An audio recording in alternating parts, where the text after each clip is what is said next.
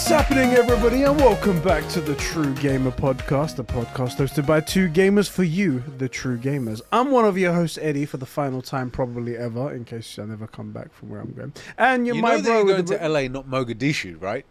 Where is Mogadishu? What the fuck is that? That's from Black Hawk Down. Okay. You seen Black Hawk Down? Yeah, I've heard of it. I haven't seen it. Really good movie. It's in Africa. It's like taking a board. It's like that place. All I know, man, is like it's a bad place. You don't want to be there. No. That's the thing. I don't know. The Black Hawk Down was like from the 90s. That happened in the 90s. So Mogadishu might be popping right now. I don't know. It might have come back. I don't know. It might have had an injection of money, tourism and stuff like that. It could be popping. I don't know.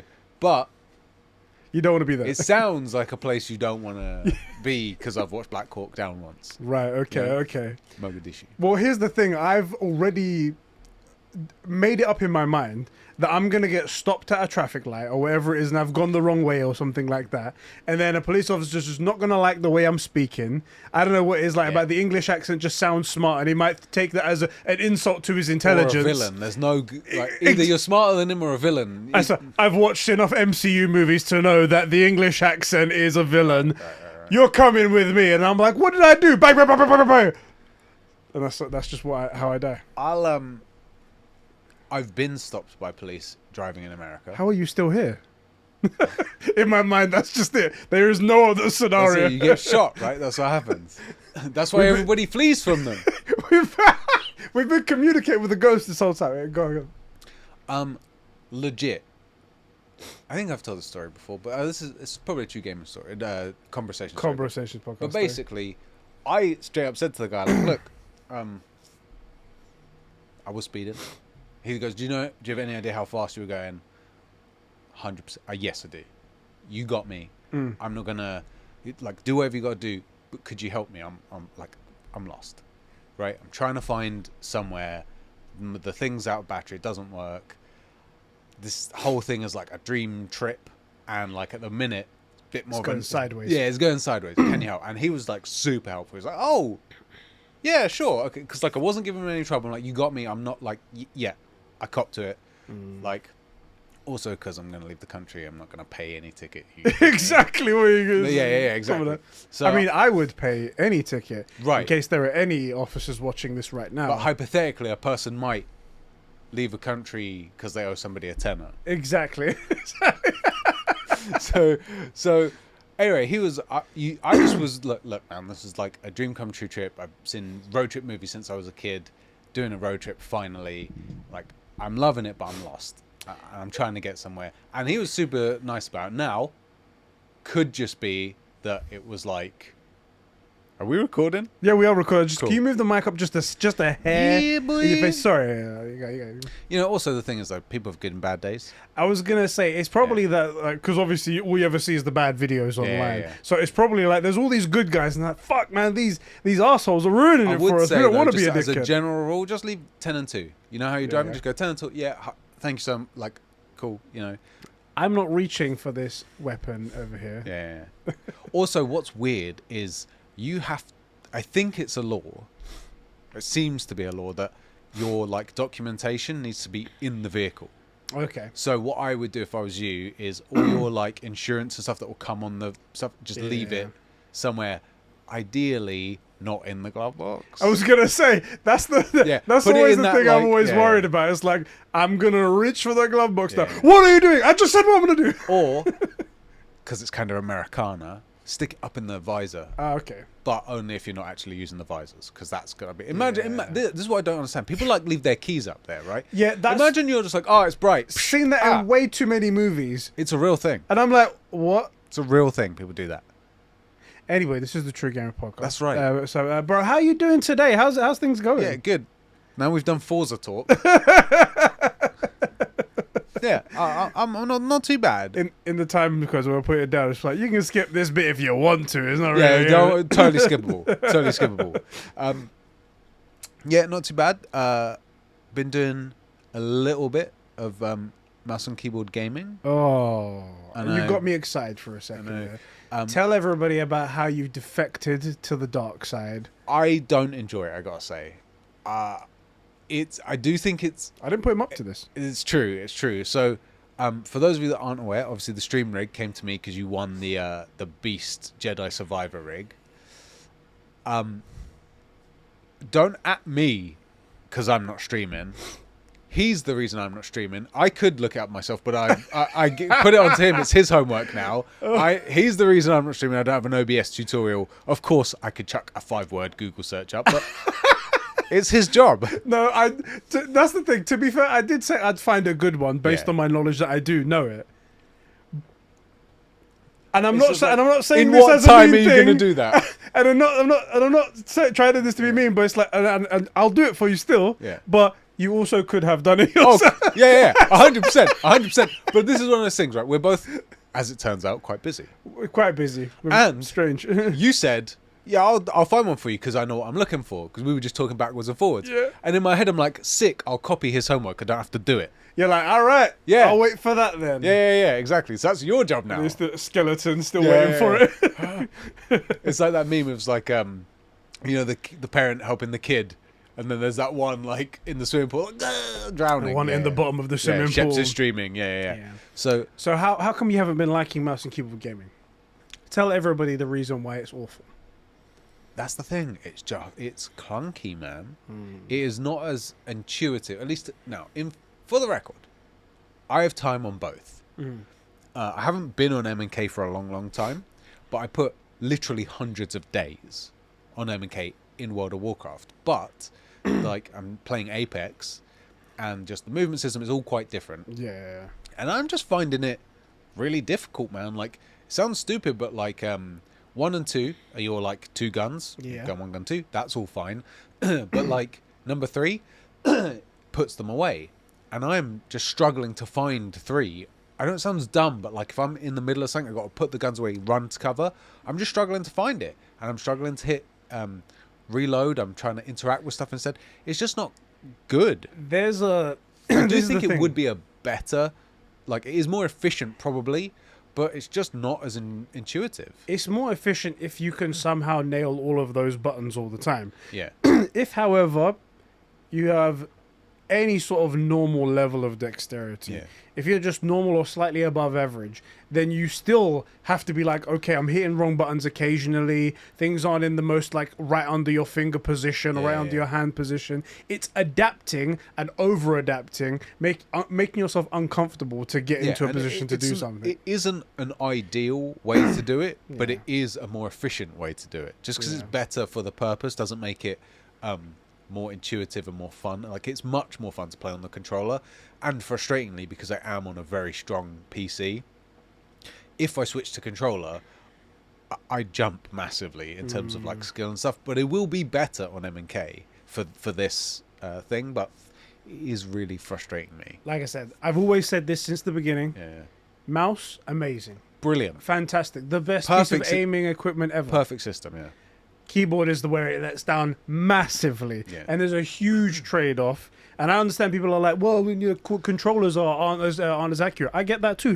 Completely agree with you. However, overall compromises, controller way better. For enjoyment, controller way better. Way better. This is the thing. The Apex is a game where it's all about like your ability to actually traverse the map and move.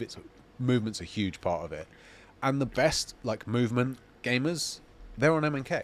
It is a better way. You just have more things too. It's sort of like playing Fallout. Like if you can just select your 18 different weapons because you can just press the button, that's more convenient. But it's not as enjoyable. It's one of those situations where they'll suffer. The pros will suffer with some of the gripes of like whatever the other issue is that you do, so they can get that expert aim that they go there. It's like with the runners, they'll fucking have tape on their nipples, and that's got to be uncomfortable a little bit. And they're running. It's embarrassing, exactly. And they're running, but just so they don't get fucking like bleeding nipples in the end of it. They're like, it's rough, isn't it? So that's what you guys, you PC gamers are. Your runners with tape on your nipples. Yeah, it's true. That's a true fact. If only you were that cool. But it's also really frustrating because I'll like look up. I've already had to change one thing. So on Apex, they call it your Q, like your character's special ability. Okay. That's like used. You can get like once every 20, 30 seconds. So like for example, Bangalore has smoke. She can use that sort of every 30 seconds, and then her ultimate is like a rocket strike that cool takes like a couple minutes to charge up. That is a really tricky thing, especially because I have nerve damage in my hands. Don't forget that. So like that, I was like fat fingering it. So I've had to move. All the pros are like, yeah, you keep it on cue. I'm like, no, that's going on my mouse because I have nerve damage in this bit. Yeah. Right? The claw, you know. So like my setup isn't ideal anyway. So, but I've been enjoying the challenge a bit, and I will enjoy it a lot more when I'm streaming. Okay. Regardless, though, we're calling it day one on mouse and keyboard, probably for the first 3 months. It's just going to be the stream. Day one on M&K. You should have those things that streamers have on their streams where they're like, day one of so-and-so, and it just doesn't change for 3 months. That's what I'm going to do. I was also thinking, because I'm back to not being affiliated or partnered anymore on that channel. Oh, yeah. The way we decided to do it, by the way, for anybody that wants to hang, is for Apex and like FPS type stuff. I'm just going to do it on my channel because I feel like the Conbros channel is for conversation stuff and for like real games, not like Excel and Apex and stuff. Obviously. Yeah, like RPGs, proper games. Yeah, proper games. The Witcher, the ones with all the glitches where you like, you know. And I was going to do, because I'm not an affiliate, I was going to do like daily subs and just stick it at 69 out of 420. Just no matter where you come into All the the stream, it's time. always 69 Guys, out of 420. no one sub, okay? No one sub. Yeah, we're at the perfect number. Wink, wink.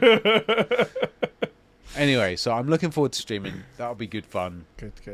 Once, obviously, you get off your ass. When I finally stop being lazy, Right. I tell you what, I'll give it to you definitely before I go to this America trip, because I'll have to do it. Otherwise, you'll never stream because I'll die out there, and then you'll never know how to stream. It's true. That will be my excuse. But I'd be like, Ed died. I mean, else am I supposed to get this I can't information? stream posthumously. It'd be like an insult to his memory. It was his job. Exactly. When you actually, this is probably our last podcast, well, ever, because you're going to get killed. Exactly. This is our last podcast ever. I'm leaving on Monday. Monday, 9 o'clock, my flight leaves. Yeah, buddy. There might be an issue. I made a bit of a mistake. Okay. So I was in contact with somebody who works for EA, who they hired a travel agent in America, and they asked me for names and stuff like that. I gave them everything, except I forgot to give Isla's middle name. Oh, no, that can't be. Well, see, that's the thing. I'm a rational person. Airlines are not rational people. And I said to this woman... What's her middle name? Hope. Oh. Isla Hope. Cute. And I said to her, I was like, surely this isn't going to be a big thing. I'm sure typos have existed since the beginning of time. Yeah. There must be a way to do something about this. I'm not trying to change her date of birth. Here's the couple with the right names, their passports, and oh baby, with the passport, with all the names except an additional one. Yes. But the same first and last name in an official document. Surely. Oh, well. And I told the woman, I was like, so yeah, I made a big mistake and whatnot. We're like 5 days out, 4 days out, wherever it is. Can you still sort this out? She's like, oh, this is a big issue. And I'm like, no. Surely it's not. She's like, I'm going to talk to them. If they don't get back to me, then unfortunately you're going to have to pay for an extra ticket. And unfortunately you can't just pay for a baby's ticket because no airline sells you just a baby's ticket. Yeah. It has to be accompanied with an adult. So you have to pay for 2 tickets. And I was like, this seems like, I feel like you're blowing things way out of proportion here. That's definitely bullshit. And I think as well, here's a trick. When you're speaking to like somebody who's customer facing, if you go up to them and say, look, can you help me? I think I may have made a mistake. I just want to check. Is this going to be an issue? Yeah. Is there anything you can do to help me? Look, I appreciate I've put this on you. Yeah. Suddenly, this person's going to fucking bend over backwards for you. Because Yes, all day long, people are beefing them out about some giant corporation's policy that they have no control over. Yeah. You're really nice to someone, they'll bend over backwards for you. Yeah. They'll really move like heaven and earth. If That's it my really is an go-to issue, response. yeah. It's because we've done those sorts of roles. And like, you know, you can reasonably, if they say something, you're like, that sounds ridiculous. You'll be like, oh yeah, there's actually things that sounded ridiculous to customers that to me seemed really obvious. Yeah. Like, for example, you buy a product from a company, like a third-party company. You used to work at Curry's, right? Someone buys a Sony TV from you. We need the warranty. Yeah, you have to go through Sony. Yeah. I'm Curry's. But I bought it here. Yeah, but it's a Sony product and they're the warranty. And to you, it's like, that's very obvious. But to the average customer, like, no, but I bought it here. Yeah. How are they going to track? You know, it's their product. And you just need a second to explain it to them. And so, or maybe you can sort them out. Maybe I'll get your phone number. Maybe, you know, if I have the time, I'll fucking call them for you. You know, Yeah. that's the way it goes. I assume this is not going to be a big problem I because, don't think it'll be. as I said, it's got the legal names there. Even if they add like just a letter, just put a H in the middle somewhere, just be like, there you go, just to cover your bases. Yeah. It's not like changing the date of birth. It's not like changing No, the gender. It's not like changing where the person was born, where the issuer of the passport is, or either. Not the big stuff. It's literally like. Oh, by the way, my daughter's passport was it's registered in Mogadishu. Exactly. They're like, whoa. Right. No, She's fine, go ahead, go ahead. Mogadishan. And I did some Google search, and some people are saying like they won't even notice. Like you go to the gate and they'll be like, I don't probably care. not. And some people are like, oh yeah, it's the same name. We've noticed it, but it's okay. It's no problem. And sometimes you go to the desk. If you go there a little bit earlier, then they can sort out the problem for you. So I'm gonna go there like an hour earlier than I originally planned to go. Don't mention it. I'm not completely going to leave it up to them. If they bring it up as an issue, then I go there. Yeah. The important thing is that the esters that I got to go to America, those are all correct. Yeah. And that's how I noticed it. I was like, huh. Whoop, whoop. Yeah. Anyway, looking forward to that. Kind of hyped myself up. It's a week from today that I'll be actually in Respawn Studios playing the game. Yeah. So obviously it's the time we're recording this on the Friday, so if you guys get this today, then you'll know. I'll be like, I'm going to attempt to record just my reaction, because the thing is, it's going to be, by the time I get back and edit, it's going to be like 2-3 days away from the game coming out. You're not going to want to see the game through a camera anyway. Yeah. So I'm really just going to point the camera at me, and I'm just going to be like, Star Wars! Ah! Time to Star Wars. As they do in the movie. That's right. So. Where are these droidicas? You should do the whole thing as Watto. Yeah? Yeah. Hey, how about the lightsaber? Hey! When you're at Respawn, ask one of the developers, can you please put in a cheat in New Game Plus? You know, up, down, left, right, R1, R2, you know. My number one question to them again to change him to Watto, yeah. Exactly. My number one question actually, because this hasn't been revealed yet. They said you can change hairstyles and beards and stuff like that. What about his dick length? That's very important, just like Cyberpunk. Right. No, but I want them. Well, it's a ginger. He doesn't have one. Sorry, Hooky. I'm gonna ask them if they have put in the fucking Padawan braid hairstyle into the freaking game. Yeah, if they haven't, they've missed the beat. Yeah. That's like one of the only iconic hairstyles in all of Star Wars. Like every other one is just a hairstyle. No, I actually think you're spot on. There's only one hairstyle where you're like, that's Jedi. That's to do with Star Wars. That's a Padawan right there. Yeah. There's no other hairstyle. And if that isn't in there, how? What are you guys doing? Anyway, No, I feel that. Speaking of Star Wars, we recently went to a Star Wars celebration here in XL London. We did. I was going to ask. Now that we've had a few days to process it, Yes. how did you feel about the whole thing? Can I give an honest answer and my enjoyment answer? Yeah. Honest answer, it's a massive letdown in comparison to gaming conventions. Fully agree. I liked it. Still too. going there Me because too. we got to see all the Star Wars stuff. Yeah. We're big Star Wars fans. Yeah, we're See Star Wars all of the nerds. cool models and stuff like that. We see other people doing cool cosplays, and I was in cosplay doing my Kratos Jedi. I thought that was quite fun. I had a cool cosplay idea. Yes, you that did. You loved. That I'll probably cosplay next time. That was cool, and the atmosphere and the love and everything was so great. And we went on a day where it wasn't so freaking busy. Yeah. Apparently, there was like 90,000 people on day one. That would have been too much for me. So here's an But addition. Yeah. there was nothing to do for us really. It That's was the like thing. There's a lot to see and nothing to do. Where in the gaming conventions, there's a lot to do and a lot. It's probably 50-50 stuff to do and stuff to see. Interesting sort of addition, because I've seen stuff pop up as we've been talking about it, and Twitter shows you stuff. So I was thinking about this. Those busier days, sort of the Friday, Saturday, Sunday, yeah. might have been better because there would have been like Daisy Ridley was there. Yeah. Who's Giancarlo Esposito. Yeah, and Brie, what's her name? Frickin' the one from Game of Thrones, the huge chick that's in the shiny armor. Oh, Gwendolyn. Gwendolyn, yeah. don't know Gwendolyn what her last something. name I is. forget. Oh, I couldn't even remember her first name. Obviously, I've forgotten. Duh. But the trade-off to having those cool people there is that we would have been packed in like sardines. Yeah. And I hate that. So, and also, it's hard to draw an actual like oranges to oranges comparison, because every year at EGX, every year at EGX we've met up with people. Yeah. Even that very first time we met up with Wames and the boys. Yeah. So like, we've never been to one of those cons where we didn't meet up with people. Yeah. So I don't know how much that affected our.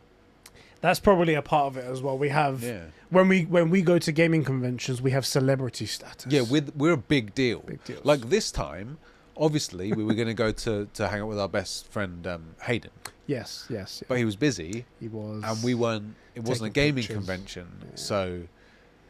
I'm genuinely annoyed that we didn't like sort of bump into him and become best friends and just invite him onto the podcast. That's the thing. The bumping into each other was the only thing that we needed. The catalyst we needed to spark this forever long friendship of being invited to Star Wars parties, movie premieres, backstage while he's recording, a part in a Star Wars movie. Right. That's the only thing that was missing. Exactly. Like a little bit of me is sort of like, maybe I'll go to one of these conventions without you, right? As the impetus to summon Henry Cavill in cosplay, and they'll be like, "Are you Henry Cavill?" And he'll be like, "Yes, it's me." I'll take a picture. Like, my mate will die, and I'll never let him forget this, right? And he'll be like, "I really respect the venom in your friendship." And I'm like, "Well, we actually do a podcast. Come to North Wheezy, you know." And then and Henry will become our third person. He lives in Hammersmith anyway, doesn't he? He's pretty local. Fuck. Yeah, that is really close. I think he does. So like, he could be. Boys, hit him up. I would cry if you ever got a photo with him. I literally have planned out if I ever did find him. I'd be like, my mate will at the least will cry, and I will never let him forget the fact that I've met you. Like, can we take a picture? He will hate me until the day that I die or he kills me. In case people don't understand how big of a deal that would be for me, that would be like if I took a picture with a Deku or something like that for Sheps. He would like cry. The actual anime character, you get isekai'd for a day into the universe. You're like, hey, look, I'm with the whole One Piece crew on the ship. Somehow. You know? Like, yeah, I'd be pretty upset. I've actually planned out my speech, and it literally includes you hating me for the rest of your days. As like I know you're busy, probably like having dinner with your parents or something, but like, you'll ruin a man's entire life if you let me take this picture.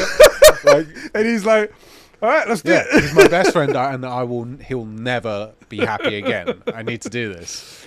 By the way, we have a podcast. You're welcome on anytime. You're the honorary third guest anyway. So I agree with you. Star Wars Celebration was like, I enjoyed it, but it was also shit. Yeah. Compared to how we're used to, like, in the gaming convention side of things. There was nothing to do. I'm glad that it's not an every year event for us in the UK, in London. I for some reason thought like we'd missed it every year for some reason, but it's not. It switches a country every single year. Like next year's Japan or something like that. I'm not going to that one. No, because I would have said like I'm not going to do a 24-hour flight. I don't think I would have come again, to be honest. I mean, I wouldn't have gone the day one because of how busy it was, and but that's when all the things are. That's when all the cool stuff's there.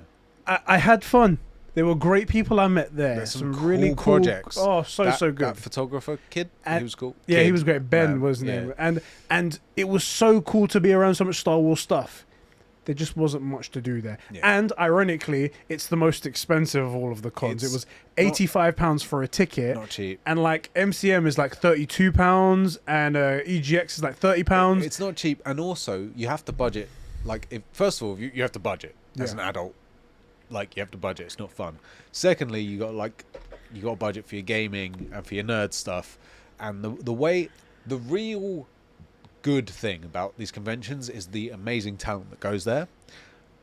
I'm not going to spend 250 quid to get a picture with Hayden, and only a picture. Like, not even 2 minutes to just shoot the shit, say, you know, I'm a big fan. It's literally take a picture, thanks for coming, bye. That's another thing as well. We went past there to see like what was going on. Yeah. Can't see any of the stars, obviously. It's all like locked off and whatnot. And £250 to get a picture with Hayden Christensen, and I looked on the website, and it's like the picture is strictly you walk into the booth, you shake hands, you look at the photo, you take a picture, you get out. And I was like, that is not £250, my friend. No, it's not. I understand he's a big shot, a little bit bigger than us, a little bit. I mean, he's been in a couple of movies, so what? Has anyone really liked him? I can't think of anybody that does. I couldn't even see him in the Obi-Wan show. I mean, there was one time where he was a little bit far away, but that could have been anyone. True. In that robe. True. And then apparently Obi-Wan had a show. Do you mean I forgot her name. What's the chick's name? Who's the freaking villain in that? Oh, Reva. Reva. You mean the Reva show? That's seamless. Edit this. You mean the Reva show? The Reva show. Yes, the thing you just said straight away. Good joke. Insert laugh track here. Anyway, Star Wars Celebration. It was all right. I got to dress up as the Jedi Kratos. I think that was really fun. That was cool. I Also, almost everybody got it. I was gonna say, surprising how many people came up to us. Yeah. There were even kids that were like, "Oh my god, are you Kratos? Is that a Cal Kestis lightsaber?" And one kid was like, "Oh my god, is that a Cal Kestis lightsaber?" We were walking past through a crowd, and we heard, "Oh my god, is that a Cal Kestis lightsaber?" And you're like, "Yeah," and he was like, "I'm dressed as Cal Kestis." Yeah, and we were like, "Well, we know we're nerds, but like that's awesome." I made him feel happy as well because, like, as you guys know, it's the only one so far. Well, one of three in the world so far. So it's the only one in the country. Exactly, and I said to him, I was like, they haven't actually put this one into production. I won this one. Do you want to hold it? And I gave it the kid. He like made his day. He was like, his eyes went like, "Oh my god!" I felt like. What's that guy's name? The guy who actually plays Cal Kestis, like Cameron McConaughey or something like that. I felt like him for a second there. Like I just made a kid's dream come true. It was cool. There were a lot of cool cosplays. It was cool. Surprisingly large number of like tattoo artists turned up. There were like 2 rows of tattoo artists. Yeah, that's apparently a big thing at Star Wars Celebration. I wasn't expecting it. No. I'm really the kind of guy as well. Like I'm planning to get a tattoo. I've been planning to get a tattoo for like months now. I mean, all I'm saying, I don't know if I would go to a convention just to be like on a whim, just like stick an R2D2 on me. Also, I get the impression from like the artwork that's up there. These are not guys you can just sort of turn up to and get tatted. Like these seem to be like very talented people. You know, although just genuine point, you've got a moon on your arm, right? Immediate transition to Death Star. Yeah, it seems like. That's no moon. And the one red side of it could be like just a nice red tint for like the dark side on it, or like a sun lighting up like a red dwarf sun. Yeah, that could go pretty hard. Who knows? We'll see what happens in the future, guys. Anyway, bro. Yeah.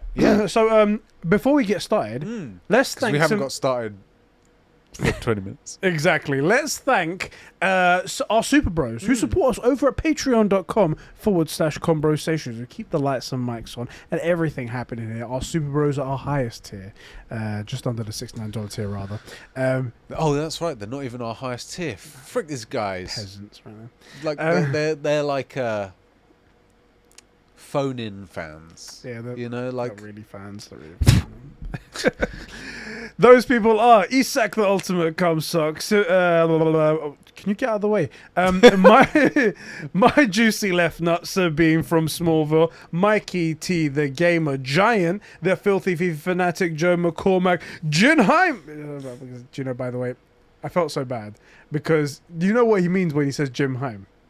It means like Alfheim or Niflheim or something. Cool. And I'm like, I've immediately turned it into something worse.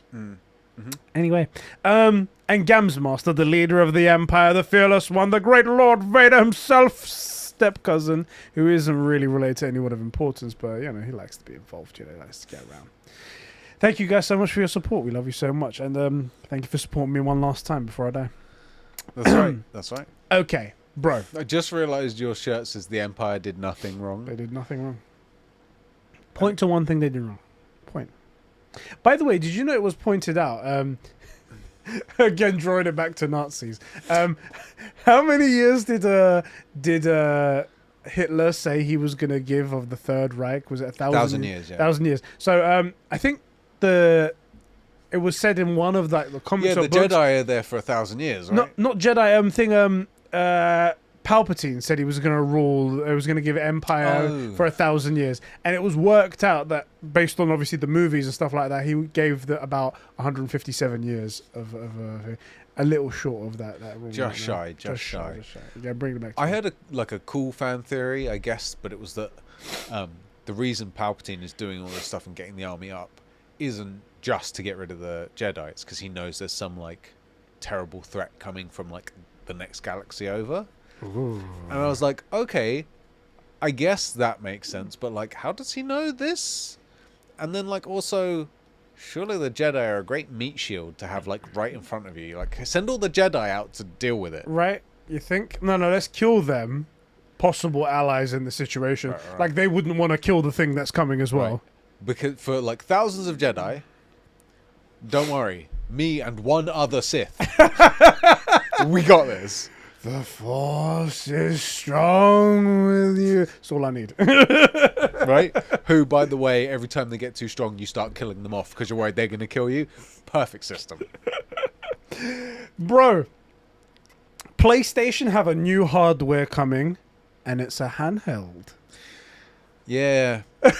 Yeah. I was kind of hoping you didn't hear about this, and you'd be like, "Oh," and then I could let you down easy. Be like, "Yeah, it's not what you think." No. Okay, so Insider Gaming reported on this rumor first of all, and Insider Gaming understands it's a new handheld codenamed Q-Lite at the moment, which is currently in its QA phase, so fairly far along into the thing. QA it means it's being tested. Exactly. Yeah. It's scheduled to release before what they have rumored as well previously to be a PlayStation 5 Pro coming out, but after the detachable discless PS5, which I guess we're saying is the PS5 Slim, right? Apparently, it will require a PlayStation 5 to work.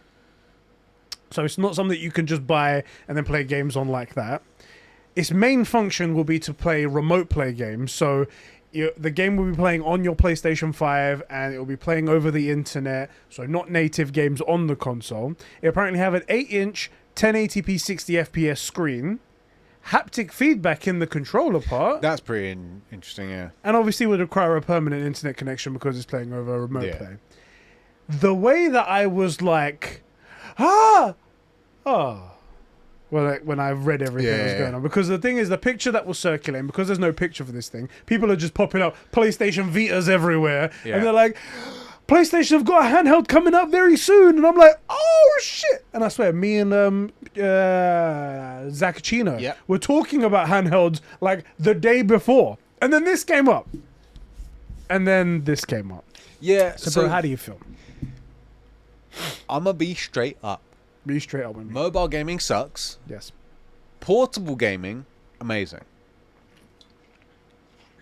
Right? Amazing. And I appreciate that almost like 99% of Switches are used as like devices. You know, they're used as like consoles. I get it. But like, that's because the Switch isn't really handheld. Right? It's not really a handheld gaming. It's too clunky. Yeah. It's not a Game Boy. Yeah. Right? It's not a Vita. Those go hard. Yeah. Those go hard, and look, Pokemon's still handheld, effectively. Yeah. Like, I want portable gaming. I would freaking kill for like a P3 Vita, you know, I want a PS Vita 2, yeah, you know, or a PSP 2 or something, you know, like and also I'll take a hit on the specs. Yeah. We don't need like a 4K OLED screen. I mean, I would like one.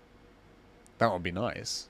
Because, ironically, as Mr. FPS, I'm not expecting 60 plus FPS out of a handheld. So I want fidelity.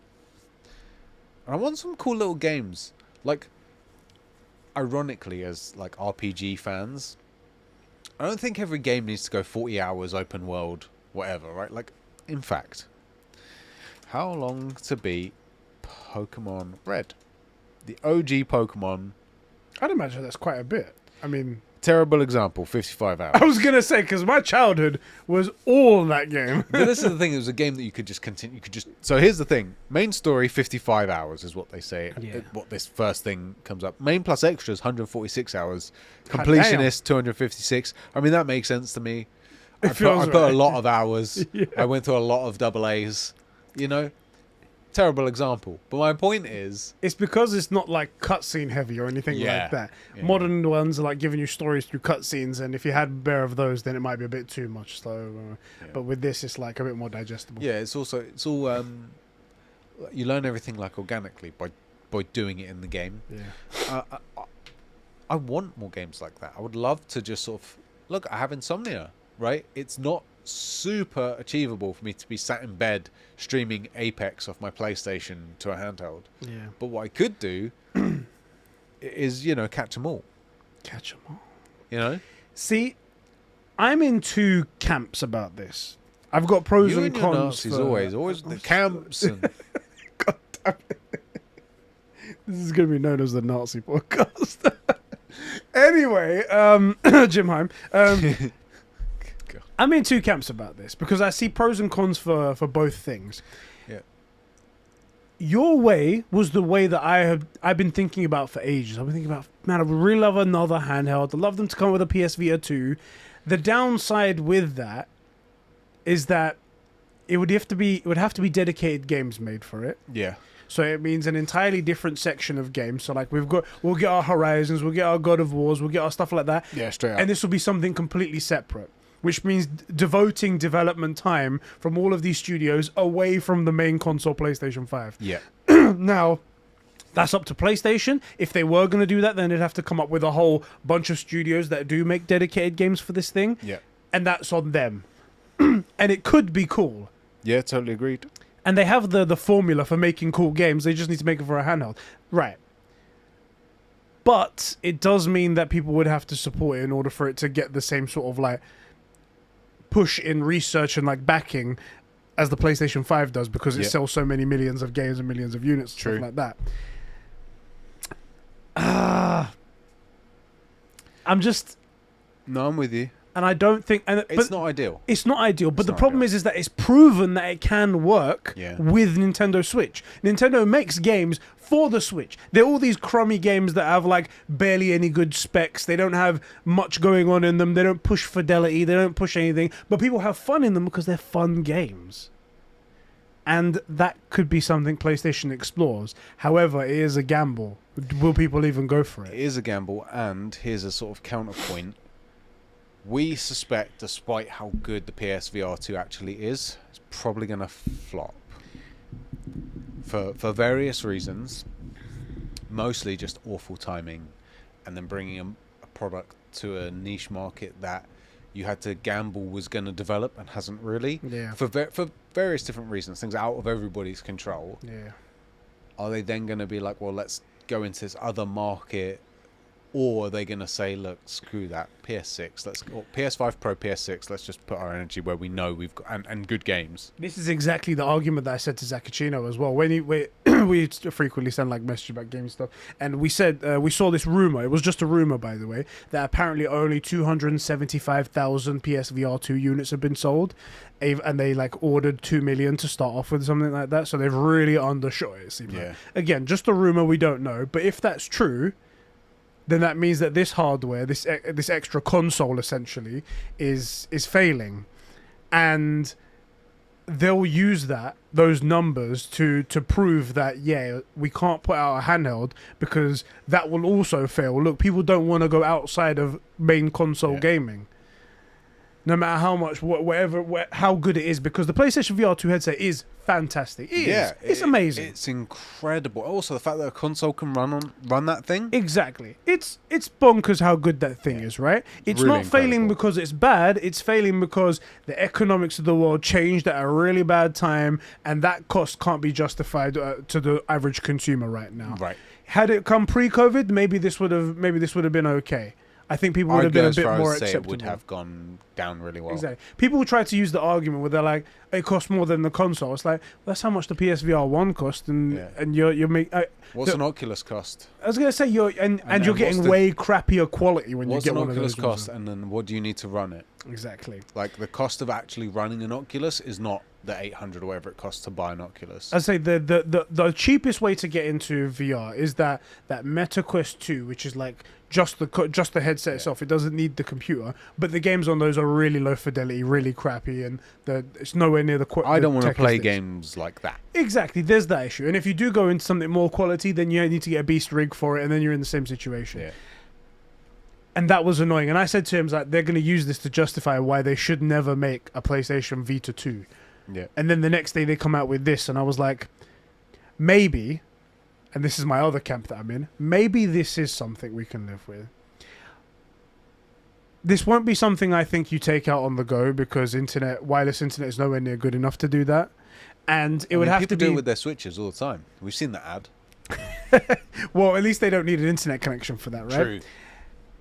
And Your data bill. and it's limited, exactly, and it's limited to whatever you can play on a handheld. Like, you don't want to be playing FPSs on a handheld. You don't want to be playing anything too fast, too twitchy on a handheld. It'll be limited to the handheld type of games, basically. Yeah, no, I feel you for sure. But in the house, lounging around, maybe you want to pick up something. Maybe your missus is using the TV if you only have one TV in the house. Maybe I don't know, your kids are bothering you over there or something like that, or maybe you want to play it with your kid, and maybe you go into the bedroom and you just have them in your lap and you're playing like that. Although you could do it with the TV as well, so there's still that. But like little things like you're making pasta and you want to get 10 minutes in of gaming, and like you got to watch it so it doesn't boil over, so you can just be like playing, lift the lid up so it doesn't boil over. Yeah, keep going. Exactly. There are some cases for this. Now, so that's why I think that maybe this could be something cool. Yeah. It's heavily reliant on two things. One, the quality of the damn thing. It sounds like it's going to have the haptic feedback and stuff that comes on the DualSense controller, so I'm hopeful that it's going to be better. Yeah. We need to know what the screen's going to be like. If it's got a shitty screen, I will flip out. Yeah, I mean, it just... Also, it would be so out of character. The fact that PSVR 2 has... These beautiful OLED screens. And with the foveated rendering yeah. and eye tracking and stuff, to then just be like, oh, here's a 1080p screen. Dog shit. No, I'm sorry, that's just not gonna fly. Old style LCD with the whole like, oh, is that black or is that white? I can't tell. Hey guys, we're keeping the cost down. Turns out Nintendo had a bunch of these screens left over from the Game Boy Color, and and we're using it here, guys. It's color, right? You guys love nostalgia, right? You're always telling us how much you want those old games in the store. And the other thing is price. Tell me, what random number do you think should this cost? It's a dedicated, only remote play over the internet, requires a PlayStation 5 device, has a screen, has haptic feedback built into it. How much do you think it should cost? I would price it, not knowing how much it would cost to make one, at 179. That's what I'd price it at. I think, yeah, that's that's not cheap, but you and me would buy one of those. Interesting. Yep. Realistically, I would be really shocked if it comes in under 250. Yeah. Okay. What do you think? I was hoping 150. I think 150 is a decent price for people to check it out. I think all the people that were semi-interested will check it out for 150. Yeah, that's close enough to my the same price, effectively. Yeah. I do think it might come up at 199. If it has a good screen. If it doesn't have a good screen, then they've gone cheaped out. They'll go to the lower. I'll tell you as 150. well, dependent on quality of the screen, I could see it climbing. But again, I don't think this thing is viable at that like 250, 249 price point. I'm just not interested in it at that level. If it's to, requires that you have a PS5 already, and like your market's just not developed. Yeah. But that 150, 175, somewhere in that range. I'm pretty interested. Yeah. I'm pretty interested. Although I live in a one-bedroom flat, so all I have to do is just peek around the corner of my kitchen door to continue to play. But, for most other people, if you have multiple rooms, actually tell a lie, I would probably play it in bed. That's the thing. I think it would be handy. But I'm not paying £250 for handy. No. I'm not paying. I mean, depending on what country you go to, it seems pretty expensive for handy. But as I'm not going to pay that much money for something that's just minorly convenient, because I'll always prefer sitting down in front of a TV. Way more. And if I'm in the house anyway, I'll prefer to do that. For the odd occasion, I don't think I'll pay that much for it. No, me neither. And also, I don't know how much it would actually affect my enjoyment of what I was playing. Like you're not playing Destiny 2 on that. Yeah. Right? Like you want to be in it for something like that. I also don't think I'm gonna. Here's the struggle in it. I think that's for very casual games.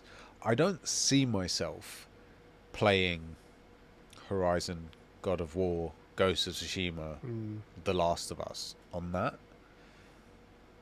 because I rarely find myself going, I'll get 10 minutes in on The Last of Us just to push through the story. If I've got 10 minutes and I get to a cutscene, I'm going to be late to work to play the cutscene. Like, it's not optional.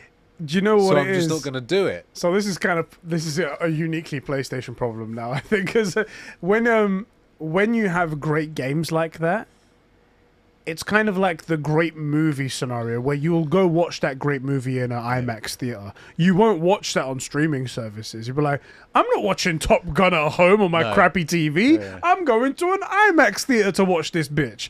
So it's kind of like that situation. It's like, I'm not playing God of War Ragnarok on a goddamn handheld. I'm going to the TV, damn it. I've got 2 movies like that. I really, really like Top Gun Maverick and Pacific Rim. Oh. And both of those, like, I've watched them on my TV. It's just not as good, man. No. It's just not as good. The kaiju thing. The locking in position when in that rumble in the cinema. I was like, oh, that's got to be an IMAX sort of thing. So canceling the apocalypse. Idris Elba, you great guy. so you know, yeah, I'm with you. Like, the games that PlayStation's known for are not the games we're playing. Ratchet and Clank, I'd probably play it on that. You know, which is a good game, and it's so far the only game actually really using the PS5's. Apparently, the Final Fantasy 16 is going to be fully utilizing the PlayStation 5. So that'll be. I didn't realize you were into such weebery, but apparently my watch is telling me, saying it looks like you've taken a hard fall. I'm saying I'm okay. I did not fall. Don't worry, I didn't fall. How's your hips? I feel like breaking hips a bit more than a. Let's ask someone who has. Did it hurt? Did it? You know. So anyway, Final Fantasy 16. That'll be interesting. But again, I don't think that's a game you play on this. I think this is like very much the Ratchet and Clank family gaming, like Crash Bandicoot, Spyro type of thing. Kenna Bridge of Spirits, that kind of game that. Yeah. I see. This is the thing. The only thing that's pushing me towards the this being a good idea better than having what we wanted in the first place was just that you would have to get dedicated games made for this console, and in all honesty, they're probably not going to be as good. They're probably going to be watered down versions of whatever you get, and they're not going to be able to do all the things that you want it to do. Now, I don't know how far technology has gone to know how good that handheld would be. I would like to believe that they could somehow squeeze a PS4 into something like portable, but that's going to be probably a high cost. It's probably going to be something with a terrible battery life. Who knows? If they could somehow manage to work out, then I mean, we've got good PS4 games. I mean, the other thing, absolutely. I mean, Horizon Zero Dawn, Horizon Forbidden West Story came out on God of War Ragnarok came out on PS4. Just saying. Sort of counterpoint for you, as like a sort of a ray of hope. They brought out VR Horizon DLC, and that was very, very good, and it was made for a very niche thing. Like, who's to say they don't go, you know what? We can get a worthwhile game onto this. Like, that's perfect for Gwent. Oh yes. Right? Yes. Who's not to say that they go, you know what, we had this idea for a minigame in Horizon, but we decided in playtesting for it to be like fun and worthwhile. It was like a 5-10 minute like mini puzzle thing, and we didn't want that in the game. But actually, if Aloy runs around and solves these puzzles in this handheld and it's a puzzle solving game, now that's viable. I mean, I'm making stuff up. This is actually a good point, actually, because like with that, like I said, the Horizon Call of the Mountain and whatnot, that was dedicated made, and it's very good. So maybe if they put that, and a handheld is more likely to sell than a VR headset is, because VR headsets depend on so many things, space, motion sickness, blah blah blah. Whereas a handheld is far easier to get into than any Tried of and tested. It's a 30-year-old model. Exactly. So I mean, so that's a pro point as well. That could have been. What could have been, Sony? What could have been? Yeah, so, and that I think a lot of games lend to that sort of either like Final Fantasy 9 came out in '96 or something. Yeah, that's got a card game in it that's a lot of fun. Gwent, that would work well on this. Yeah. I think this is one of those where you go, those mini games. we're fleshing them out for the handheld, right? And we get to introduce people to our brand on another thing. So like Horizon's on the PS5 and the VR, Mm. you know, PSVR. And obviously, yeah, I get it. You need the PS5 to have a PSVR too, but it's just another point of contact for your stuff and another way to flesh out the world. And I think that would work really well for a lot of these little games. Like, for example, if Alpha ever gets his Star Trek game, If ever. you know, Unlikely, but probably never. But I bet there's a bunch of things you could do on a handheld thing. Like, Star Trek nerds love space politics. You could read through thousands of pages of space documentation. I'd rather kill myself, but they love it. Right. So, you know, like, I could see a world where every good game, you know, comes up and goes, oh, actually, yeah, we can find something in our IP that fits this. Mm. You know, what were the mini games in God of War? I forget now. They weren't really any like Not puzzling. really, not that kind of stuff. I mean, what can we do? Not every game has it. Yeah, not every game has it, but like Horizon's a great example of it. I think there's probably something for Ghost of Tsushima. You know, you could get a lot of good stuff into these things. Oh, what can we do? This is the situation. Let's read some comments from some of our bros Yeah, who wrote in about this Sony handheld. Started off with our Patreon comments, as we do all the time. Gams Master, the leader of the Empire Fearless, one of the good games. He wrote in saying, "G'day, bros. If G'day. the rumours of a Sony handheld console are true, I'd like to act in a similar way to the Switch or Steam Deck.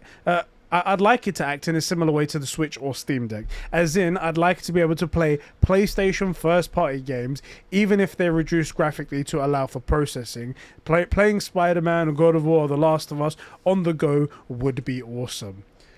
In fairness, we saw The Witcher 3 on Switch, and that actually was surprisingly good. This is the thing, innit? I That mean, was surprisingly good. And there's- presuming that you have a charger at home and at work, because you're obviously playing on your way, like, you know, on the train, you know? this is interesting because there's no way to know what the world would be like if you go one way or the other. Yeah. Right? It'd be cool to know that sort of thing in one way, but unfortunately, this is the life we live. This is the world we live in.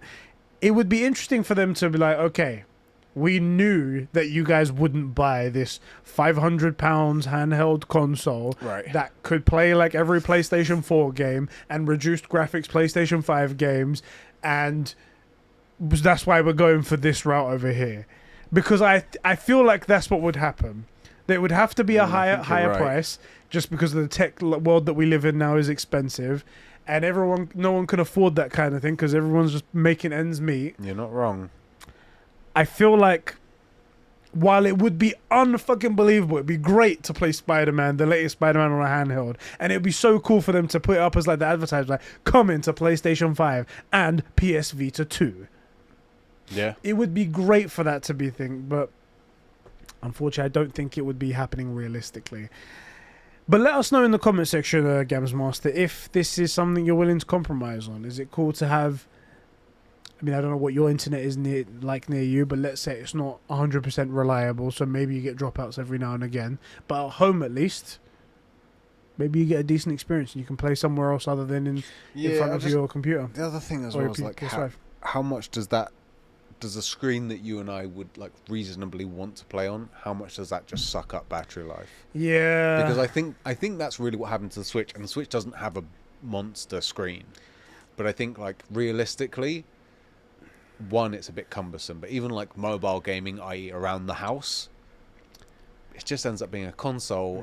Yeah. And that's why I think the Game Boy like family of things is better than the Switch for mobile gaming, because they're specifically designed to be used compact, games made for it, you know, and taken with you.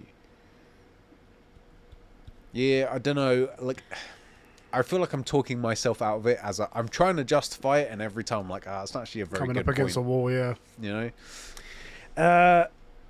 BS Bro 2 wrote in, said, "First, handheld is mostly likely false." He's a non-believer here. "It doesn't make sense since they literally did a collaboration with another company to make a controller for phones, the Backbone, in case you guys missed it, which is literally the same as the handheld rumor. So For those of you guys who don't know, Backbone is an attachment that you can get for like iPhone and Android, where it essentially opens up in the middle, you slot your phone in, close it, and it hooks into the Lightning port or the USB-C port, whatever it is, and it uses a controller, and you can remote play to your PlayStation 5 and play games that way. So it is essentially what he's talking about right here. It doesn't have the stuff like the haptic feedback, and for some reason the stick layout is in a completely different position. Yeah, I don't know why they did that. It's like they went Xbox with it. Yeah. For no good reason, because there's no, like... I understand. It's a proprietary product. You can just move those things. I was going to say, you guys make the shit, and if you're making a partnership with PlayStation, then you have to know that these sticks aren't in the same place. And also, like, the big selling point about your controller is that it isn't the Xbox controller. Right. That things are where they're supposed to be. And yeah, it doesn't have the haptic feedback and stuff like that in it. So it is a little bit different, but I understand it's quite close. However, that money isn't coming to Sony. Some money's coming to Sony, and a business, they want all the money, right? That's what they're going to do. They make hardware, so maybe I'd like to think that they'd do it better than them anyway. So Maybe, possibly. maybe. I guess we'll I mean, see. like, definitely maybe. Yeah. Let's see what's going on. Jim Holmes says, I personally don't care for a PlayStation handheld. Let Nintendo have something for once. PlayStation can't win everything, right? I mean, Nintendo have that entire market to themselves. Yeah. So I feel like Nintendo's not an underdog here, you know? They're little... It's like how Xbox, Microsoft are saying, Right. we're just a little old company over here. We don't have anything going on. None of our underdog Microsoft nothing we going do up good. against the Sony giant, Yeah. the imperialist Japanese army. Oh, why won't anyone care about us? Please, FTC. Yeah. We promise we won't make a monopoly. Swear. Cross my heart, hope to die. Look, we could have Call of Duty. If they don't like it, they've got 10 years to develop their own. Or why didn't we develop our own competitor? Well, this isn't about us. Stop talking. This isn't us. This is about them. The argument is them, okay? Tailgate writes, it says, I don't really care about a PS handheld. It'll probably be a neat piece of tech, but I'm not too bothered. So some people that just aren't bothered for handheld stuff. Yeah, fair. And that's all it from the guys from our chat. Gaming. I think we'll have to wait and see. As I said, I think this thing lives and dies by the price of it, as do all things, and the quality of that goddamn screen. Because the screen is the thing that you interface with the most. If it looks beautiful, it might win over a lot of people. And if it's at the right price, I think they might go, fuck it. And also, I'll do it. The haptic is cool, but how expensive is the haptic? I'm still not exactly sure. The thing that I'm thinking about most is how expensive in battery life is it? Because PlayStation controllers, well known that they don't last very long and all those things. Like the only thing that runs less in battery time is my Sony camera batteries, and I've had Tic Tacs in my mouth that last longer than those fucking batteries over there. They're atrocious, aren't they? I stick them on. I'm like, all right, everyone get in position. Oh, it's too fucking. You didn't get in position fast enough. It's one of those ones where you sort of choreograph the picture first, and you go, okay, guys. Everybody, like, shut your eyes. I'm going to say now, then open them, and I'll say 1, 2, 3, cheese. Yes. Because we've got maybe 5 seconds. It's at full battery now. Yeah. Like, it's not even in. I didn't want it, like, powering anything up. But I'm going to, like, okay, I'm going to... Ready? I'm going to slot it. Okay, go. Oh, it died powering up. Freaking cameras, man. Oh. Anyway, as I said, I think it dies by that. Yeah.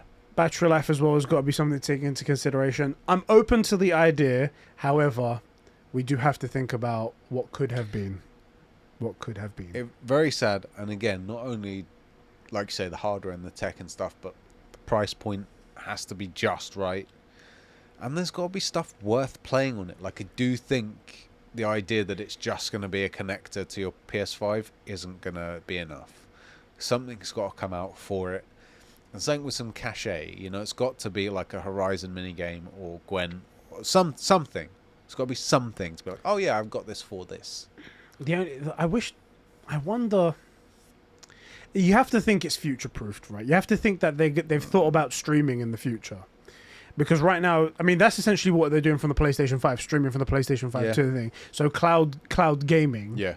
You have to think that's built into it, and then when the infrastructure gets to that point, that cloud gaming is really viable, then it'll be like, guys, you've already got the fucking device right here. Here it is. Go use it, and then it'll be good. But that's when the tech gets good. When the cloud tech gets good. And assuming that someone's actually thought about that, which is a huge if. And I know we're supposedly Sony ponies, but ultimately, other than like Shuhei, most of these guys are suits. Do you know what's really strange? Because they have the foresight when it comes to the console. Yep. When it comes to the console, they're like, we're thinking 4 years ahead. Yeah, We've and got games. Games as well.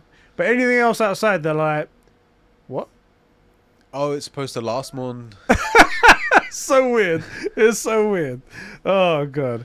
Okay, bro. Yes. This is the True Gamer Podcast. That's right. Coming to your eyes and ears every Sunday. That's right. Yep. We know our branding. Over at youtube.com/conbrosations1 and on podcast services around the world. If you enjoy this podcast and you're listening on podcast services, you can rate us 5 stars. It really helps us out. Leave a little comment down there as well, so you know how great my beard is and how great Sheps' top knot is. At least you called it a top knot and not like a man bun. I only just realized, by the way, the other day, thanks to a TikTok video, that girls that have those like donut buns on the thing, there's something inside them that they mold around. Oh, is it? It's like a donut essentially, but like and then they put the hair around it and they like tuck it in the middle. And I'm like, wow, so that's how they get the perfect thing like that. Interesting. And then I saw another video where girls get their hair gelled to their head in like funky patterns, and then when they try and rip it off, it's like, oh my god, your hair's gonna snap. I did see one chick that tried to do that to herself, and it was like she mixed up like PVA and super glue and stuff, and it was like stuck, like hard stuck. Did it take like layers of skin off?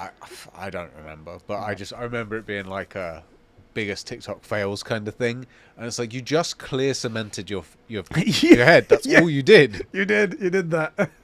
And if you're over on youtube.com/conversations1 watching this, you can hit that like button to help us nice clean get better at in the algorithms and do better and stuff like that. Thank you very much for your support, and leave an engaging comment down below like Alpha does all the time with his engaging comments. Freaking guy.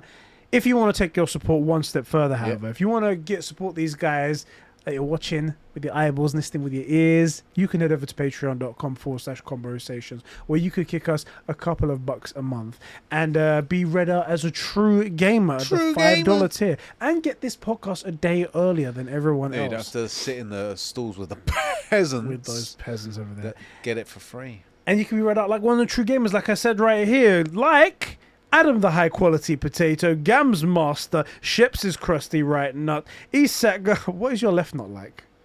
Is it moist? Moisturized. Balanced out. Yeah. It's like the Force. All things, or as Thanos says, in perfect balance, as all things should be, It's overly moist on one side and really dry on the other. One's just dripping and one's like, help me. Speaking of dripping, did you see the hilarious bugs from The Last of Us Part 1 on PC? No. 2 hilarious ones stick out. I did hear that it basically doesn't run at all. Yeah, it's quite bad. Apparently, like really CPU intensive. But so one of the hilarious bugs is accidentally Joel's been given blackface. Wow. Yeah. It's you know that there's probably some coders out there like, hold on a sec, we need to double check the code that this is actually a bug and this wasn't like a joke put in here. Okay, actually was we're uncancelled Naughty Dog.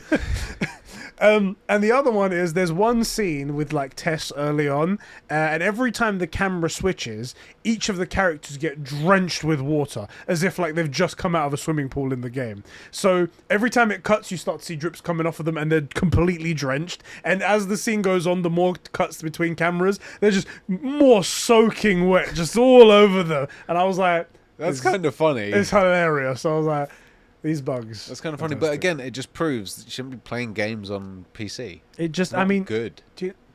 Would you know what I have to do to play Last of Us Part 1 on PlayStation? Beep. You're ready. That's the thing. Not updating drivers. Anyway. Isak Manny, Mikey T, Sab2557, Joe McCormack, Gerald Tucker, Fishy, Jim Heim, Adam Sunling, it throws me off every time I say Yeah. Max H, Alpha and Cobra SS. Thank you guys so much for Thank you, keeping the boys. lights and mics on the gaming going here at Conbrosations. Thank you so much. Thanks for sitting through that very slick, non-interrupted that bit. If you guys don't want to support us, however, it's totally fine. We love you regardless. You Yeah. can just be here and say hi and stuff like In that. fact, inversely, the less you give us, the more we like you. The more we In think fact, you're we're the important. ones getting fin-dommed to do fin-dom. Bro, Yes. Ubisoft have come out with a service called Ubisoft Plus. Yes. And it is... It's what we've all been waiting for. We've all been clamoring for it. Have you been wanting to sexually assault your co-workers? I laugh, but not laughing at the sexual... Yeah. just But because... well, now we've got this subscription services for you. Perfect. Ubisoft Plus is a new subscription service coming from Ubisoft, a service where you can get all of the Ubisoft titles, including brand new ones day and date, just like Game Pass, Sick. for the price of $18 a month. Genuine question. Yes. Unless it's not on Game Pass, why wouldn't I just use Game Pass where I can get that for 2 years for $1? It's pretty much, well, first of all, they've actually stopped that now. It's like $3 now. Now they've removed the thing. They've removed that, and they've created a family plan, but the family plan is way more expensive than people were Really thinking. interested to see what happens to their numbers now that people actually have to pay for it, because they always boasted about X number of million people, despite the fact they kept going down. I think what's going to happen is you're never going to hear a number ever again. No, Just like the console you sales. and I know we've called it, and it's not because we're smart; it's because we're paying attention. Yes. That those numbers were that high because they let people get on for basically nothing Exactly. to try and sell it to the other people that didn't know any better, and it just didn't work. Yes. So no, I'm with you. Back to Ubisoft Plus, though. I mean, who do we hate more? This is the thing. So they came out with this thing. First of all, $18 a month. In my opinion, Get fucked. way too expensive. Good goal. Like, in fairness to Microsoft, there's a large catalogue of games on there. I was going to say, and when they say day and date new games, at least Ubisoft are releasing new games. Yeah. But they're Ubisoft games, so they're not very good. It's weird. It's like They're passable as games, don't get me wrong. Some people enjoy them, no problem, have your fun. Right. But they're not changing the world. They're not like everyone's talking about them over the water cooler as we do. all I'm saying is, Spider-Man going to PC. Yeah. That's a big deal. PC gamers care. Big deal. If does Assassin's Creed just come out on PC? I don't even know. I don't think PC gamers know because they're not playing it. No, they're You know, not. they'd rather play Excel and do their taxes Exactly. than play these Ubisoft games. First of all, as like a first-party company, I'm not paying $20 a month for your game. Like, also, they're not bringing out that many games. Yeah. Yes, they are bringing out games, and at least in fairness to them, unlike Xbox, they can bring out a relatively finished product. But I mean, I'm not getting like a new title every month. Mm. Why would I not buy it for a month, play the game hard, and cancel the service? This is Assume I wanted to play your trash. This is why I think it's so expensive as well, because they factored that in. Like, people, obviously Microsoft factored that in the beginning, Yeah. but they didn't care because they didn't have customers. So they needed customers more than they needed the money. Yeah. And I think that's why it's so expensive, because Ubisoft need the money. That's what they do. Because if you think about it, like, after 3 months, you're at the price of like a brand new game. 4 months, let's say, in case because it's $70 now and stuff Yeah. like that. 4 months, you're already past it. Yeah. And Ubisoft, do Ubisoft release more than one game a year, 2 games a year? Well, good games. I mean, they probably release nonsense, like Just Dance. Yeah, I genuinely thought it was more like one every 2.5 to 3, because I basically consider that Assassin's Creed pretty much anything they make. Yeah, they make other stuff like Far Cry and stuff like that, but they But come out every couple of years. the last 3 have sucked, haven't they? That's what I've heard. I mean, I think the last good one was 4. There is a part of us that also needs to acknowledge that we don't play Ubisoft games, so maybe this service isn't exactly for us, but I don't think it's for many people. As Adam wrote in, he said, anyhow, I'm not too late, but I wanted to share this story from Kotaku article. Basically, it's about Ubisoft's new subscription on Xbox. By the way, it is only on Xbox. It's not on PlayStation. Separate from Game Pass, where you have to get access to their games for $18 a month. In other words, it's more expensive than Game Pass itself. I just found this hilarious. If you want to read it, I'll link the article here. That's a mad price. Yeah, I mean, in fairness, right? So I just double checked their games to be sure. Also in fairness, we did play The Division a bit and we enjoyed. There are some good things. That matchmaking system, as far as I'm concerned, is unparalleled. That is the way to do it. Haven't seen it anywhere else. For Honor, I hold in high regard, although I don't play it. I'm not sure how popular Skull and Bones will be. Yeah. But it's like, maybe that's a pirate thing, I guess. And they do the little things, like they've got is it Brawlhalla? Yeah.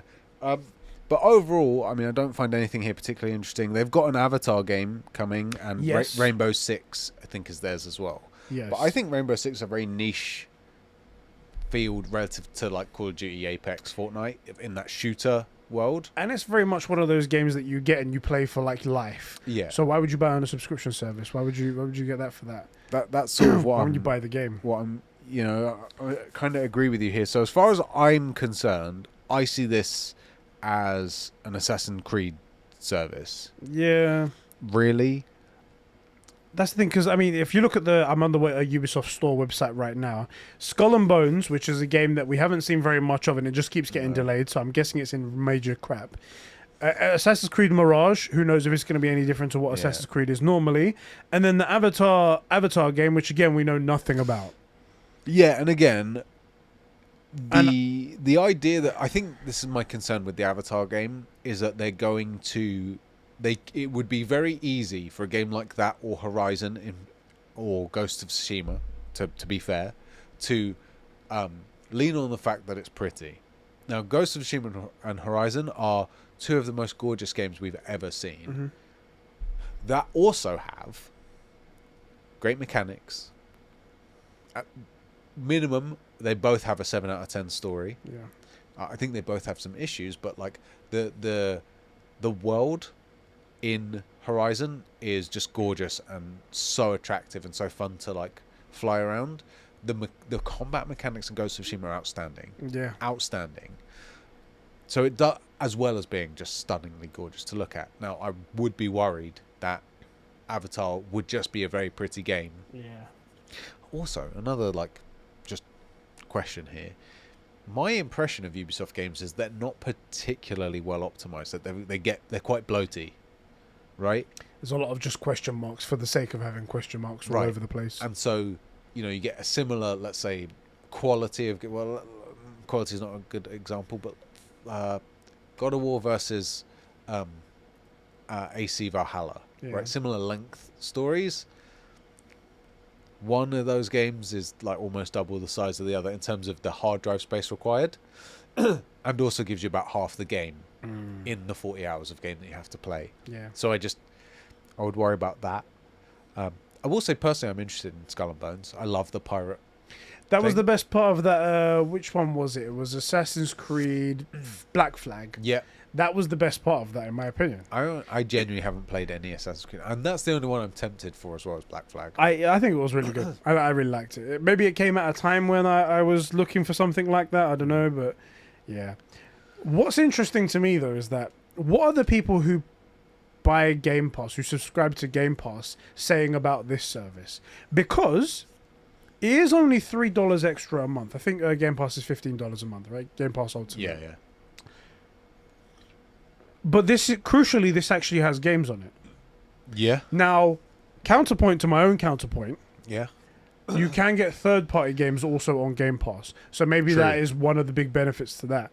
But if you're talking about, it's not first party, but like the game is made in-house by the company who's doing also the subscription service, Ubisoft are bringing out games. Microsoft famously are. delaying games over and over and over again. And to that point, And then when they come out, then they don't live up to the hype. right. And to that point, if you're on the subscription service of the first party that makes the game, and they see that all of their users are on Brawlhalla, guess what game's going to get attention? Guess what game's going to have its team size improving because they got paying customers? Whereas with Xbox, it doesn't matter how many people play a game that goes on there, like they're not going to give that. Those developers aren't getting any more money. No. You know, so that is. I hate it, but I think it is healthier for gaming, for good game development houses to potentially have a subscription service over like a Game Pass type thing. But then we get to the whole reason. The reason streaming services, and I'm going back to streaming because this is where this whole subscription model came from. Yeah. The reason why Netflix did so well, and some of you are too young to sort of remember this, is that to get a lot of channels and a lot to watch, you had two options. You go to Blockbuster and rent out a movie, like a physical like VHS or DVD. Or you would have to pay Sky or cable companies or whatever Out of the arse. huge sums of money to get hundreds of channels, and still there was nothing on. And usually you'd have to buy these hundreds of channels to get the one thing that you wanted. Right. Like It's all included. The one thing you want is wrapped up in It's a always in the bundle of- highest tier. The Yeah. good stuff is in the highest tier. So you have to buy all this nonsense to get to that higher tier, and that's Right. where you get your thing. Right. And so where Netflix sort of broke the mold was all of it was in this one place, and you paid a very reasonable rate for all of it. And then these other companies realized, well, our stuff's on there, we can do it ourselves. And so you went from Netflix, where everything was, Yeah. to the exact same reason that you stopped using those services and went to Netflix in the first place. So now we've got Disney Plus, Hulu Plus, Amazon Paramount Prime, Plus. Paramount, everything, right? Yeah. Stars. Like, that's the problem. We're back to the paying the high price, but Right. just in pieces somewhere else. Right. And that's not what I want from the industry.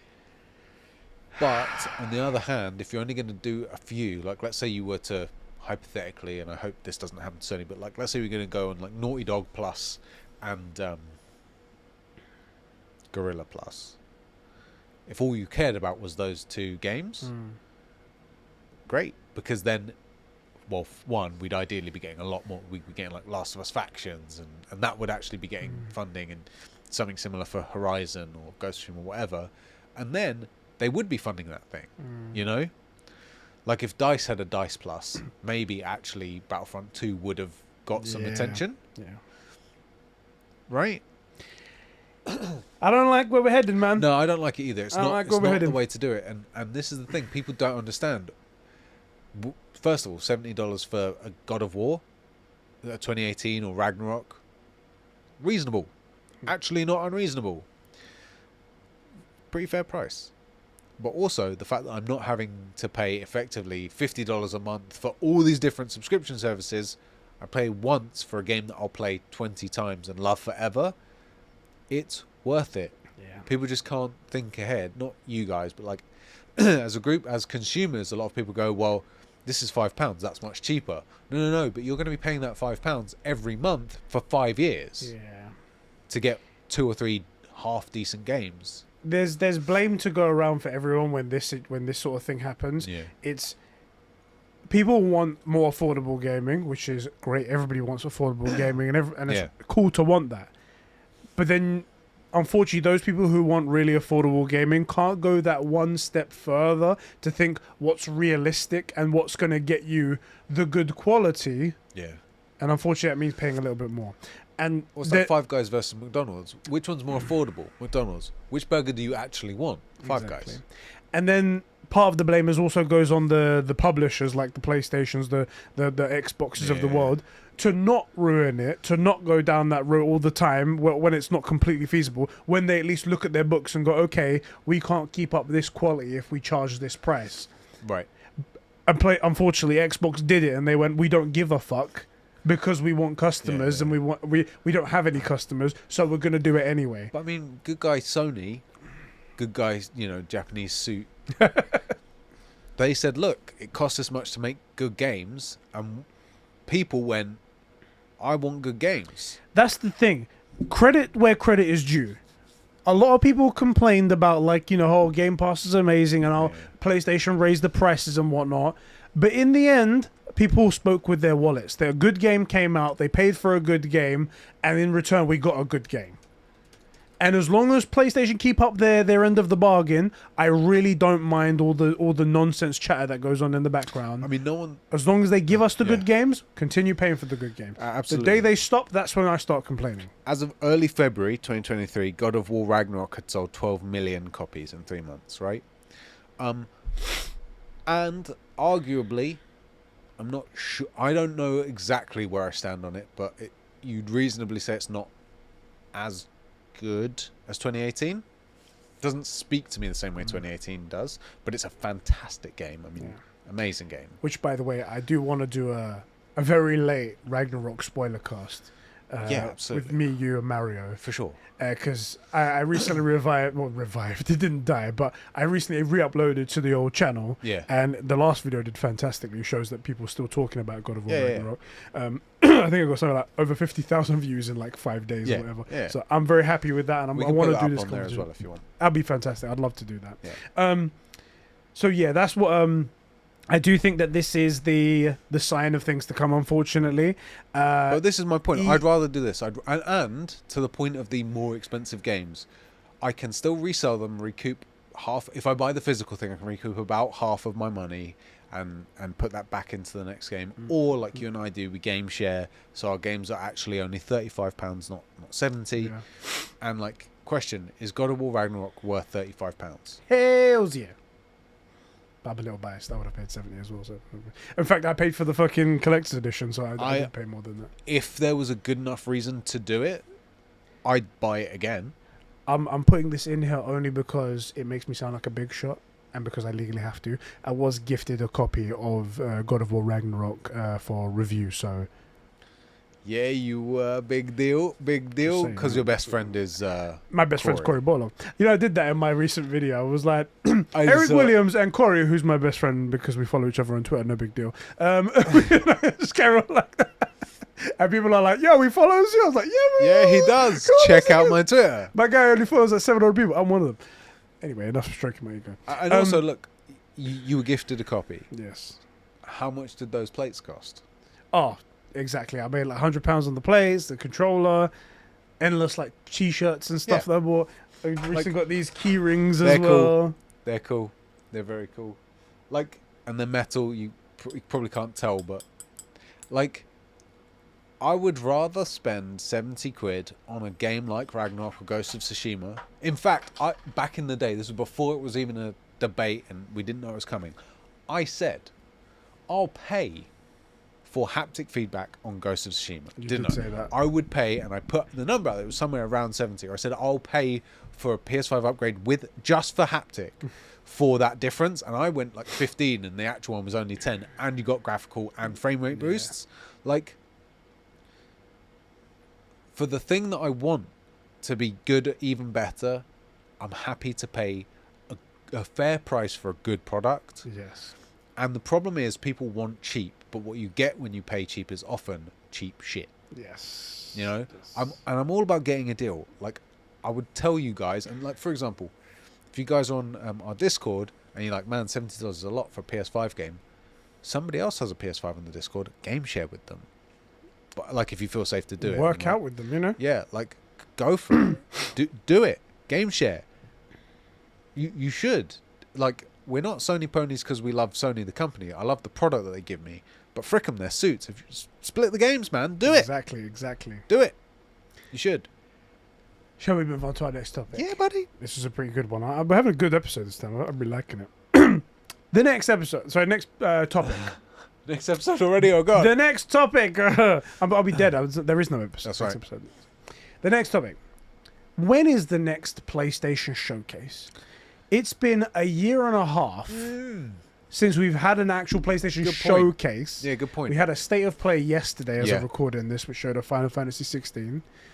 We've had other nice little peppered slate of I'm sure plays. there'll be a deep dive here or there, and everybody every year forgets that it's a technical event. But when are we going to get the big, fat, balls to the wall, big blockbuster showcase that we've been waiting for from PlayStation forever? They're going to stop doing them. I'm calling Mate. it now. The thing is that PlayStation have a lot lined up.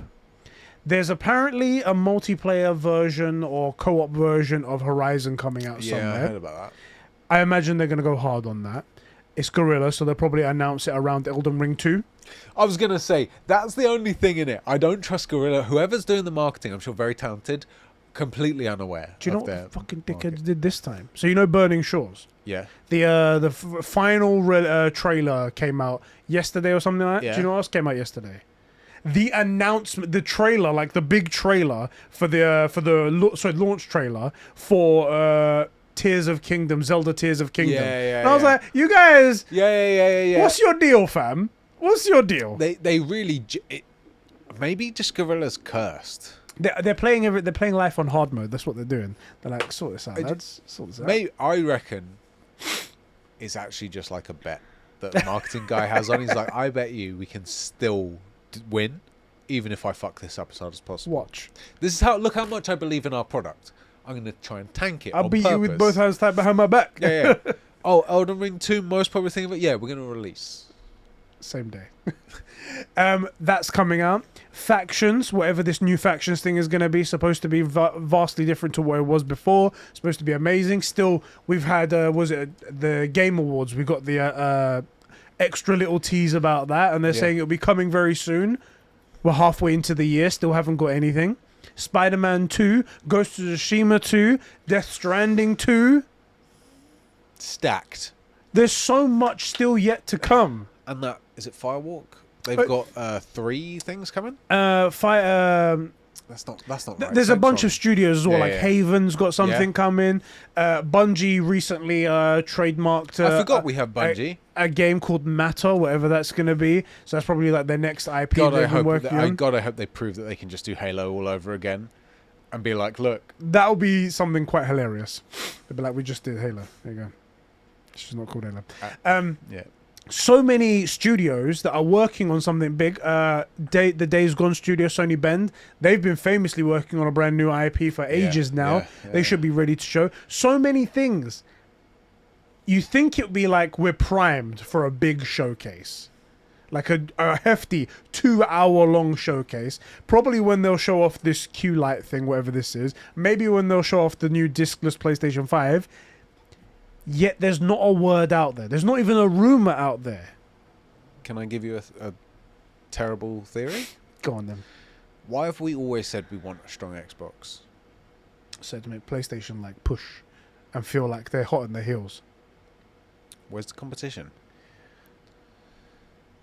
Honestly, the only thing to really rave about on Xbox right now is the possibility of their next game being good.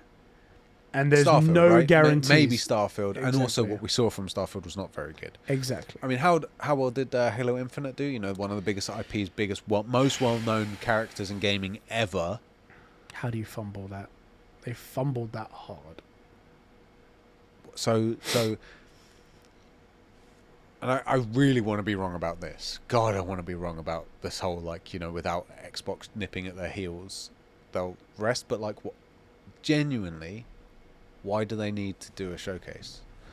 Like every time, the last 4 years, Xbox has had nothing. The only really good thing we saw from Xbox was a 3-second teaser for Fable.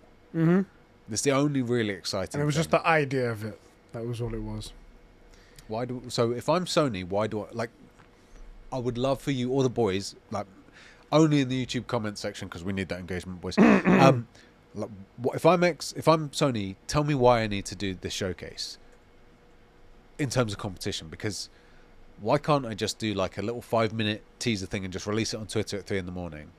Because that still works for them, because there's no competition. So like, I really don't want to be right about this one, but like, I mean, can you think of anything? I can't.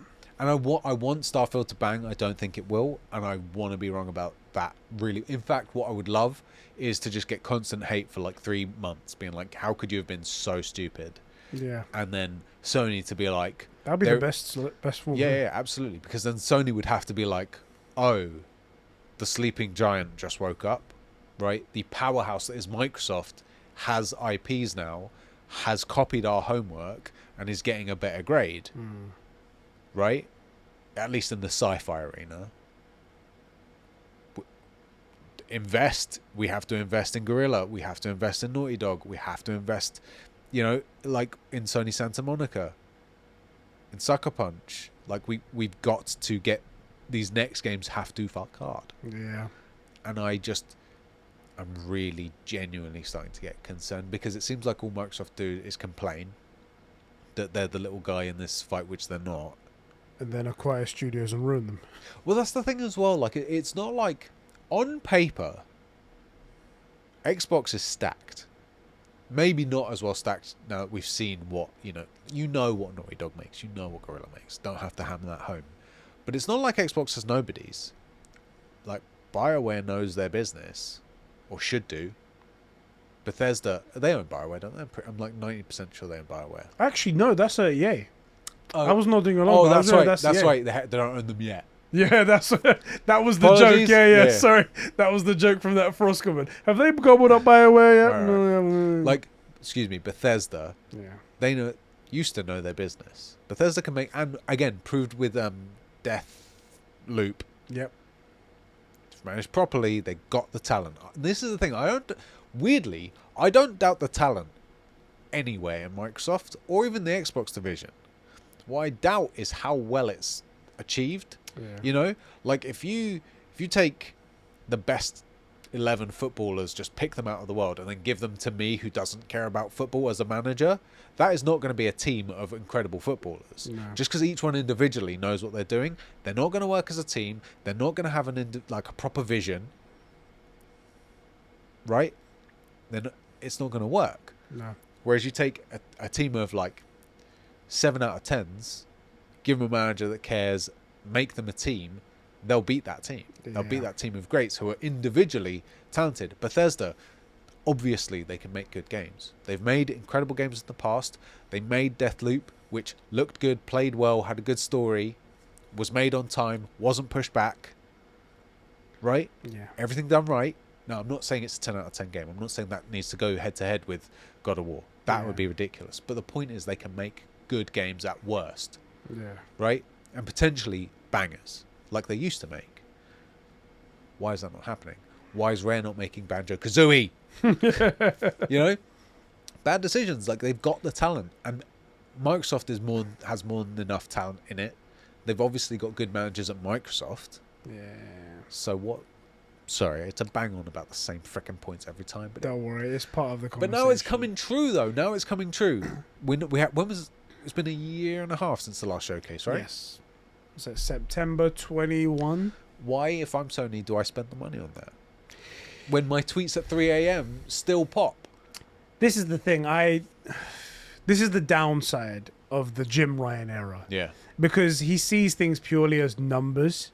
And while, unfortunately, to burst people's bubble, because this is the thing, like, people like to hate people who are in like positions of power or like billionaires, stuff like the Elon Musk thing. Like people are like hate him just because he is Elon Musk, not because of anything particular, but just because he is. And I'm like, there's a lot of good reasons to hate Elon Musk. Exactly, but they're not the reasons why they're going. They're just like, Elon makes a tweet, ha, you idiot, you ruined Twitter. It's like, is Twitter ruined? Is it bad? It's still the same Twitter it was before, with a bit of hiccups and shit in between. Donald Trump was a great example of this, right? Where he would make a tweet, anything, and sure, douchebag, but like it would be going to the G8, I don't know, whatever, like going to this summit, something completely innocuous, and like thousands of comments of you should step down, can't wait for you to go to prison. Like, bruv, he's still, whether you like him or not, like for example, the year is 1938. Yes, Twitter exists.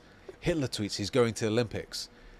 everybody in the comments, especially yourself, amazing, can't wait to see you at the Exactly, right. yeah. Be like Ed tweeting at Hitler, can't wait to see you at the Olympics. I think that's 1933, whatever. But my point is, like, if it's innocuous and just a normal everyday thing, that's not a good enough. I can't believe he's taking time off to go to the Olympics. Like, it's a nothing tweet. And this is Hate the him for good reasons. this is the kind of thing that's going on with like Jim Ryan. Like, while people are hating some of like the decisions, like the personal decisions that we're saying right here, the guy unfortunately is running the business well. PlayStation has just hit their best quarter ever, Despite everything, and they're still in. So the thing about supply chains, they do not move rapidly. Yes. And I think at the end of April, is it end of April his first quarter? Yeah. End of April, we'll find out how many units they've sold. It's on track to be the best quarter ever, Yeah. outpacing PS2, PlayStation 4, all the best selling of every console ever. Yeah.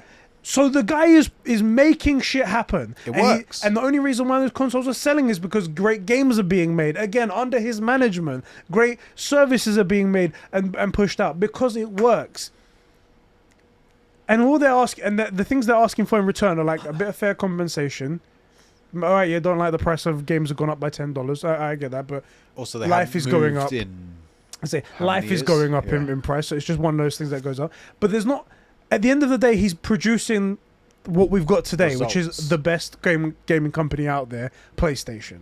So we can't hate on him that much. However, the good stuff, where PlayStation don't need to put on a show, but they could for the fans. They could to drive hype, just purely to be excited. Right. But he doesn't do that, Right, and it's starting to slip, unfortunately, because why would you speak to your investors or your managers, right? When you're looking at your P&L and you're going, I want to invest $3 million. Realistically, it's probably about what it costs. If I'd have to guess. I'd have to guess, yeah, Millions. Many monies yeah. to put on this thing. We totally don't need to, though. We have killed it in sales in the last year and a half without one.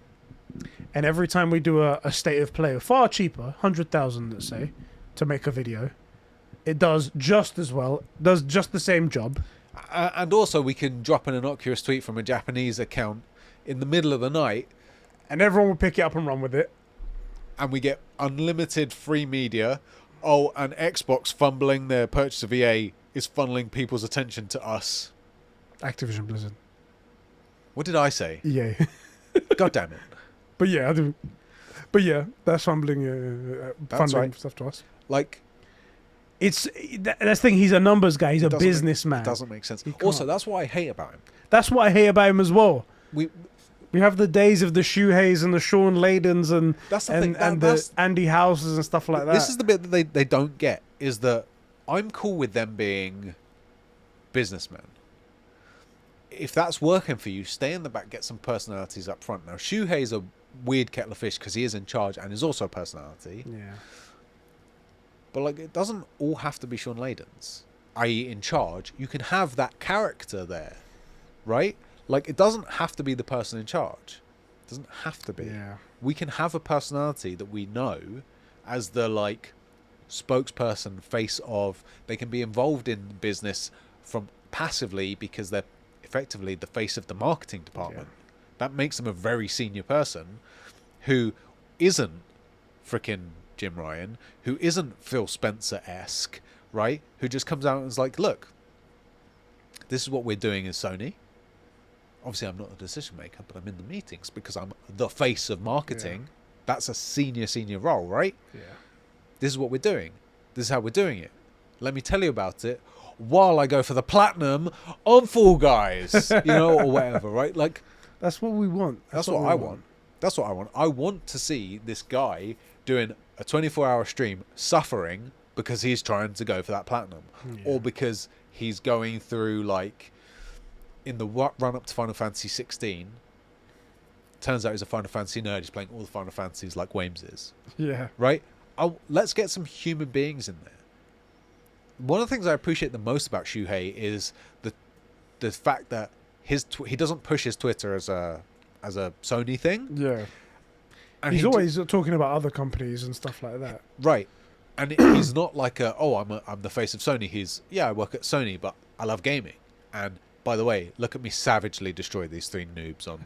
You know what I mean? Like, and he just posts it at random times. It's not there for engagement. It's because it's his Twitter, like you and me use Twitter, sort of. Like, I really appreciate that because there's a human being, and as much as I make fun of these suits, as long as he's there, I'm not too worried about the Japanese businessmen. Because I'm really worried about Japanese businessmen because they're very much like Jim Ryan, numbers guys. This isn't working. This isn't efficient. It could be unfortunately a sign of the times where it's more risky. Whereas back in the day, if you just had someone who enjoyed games and came up on stage to talk about games, no one said anything. Whereas nowadays, people are trying to break a person down because they're just having fun. Yeah.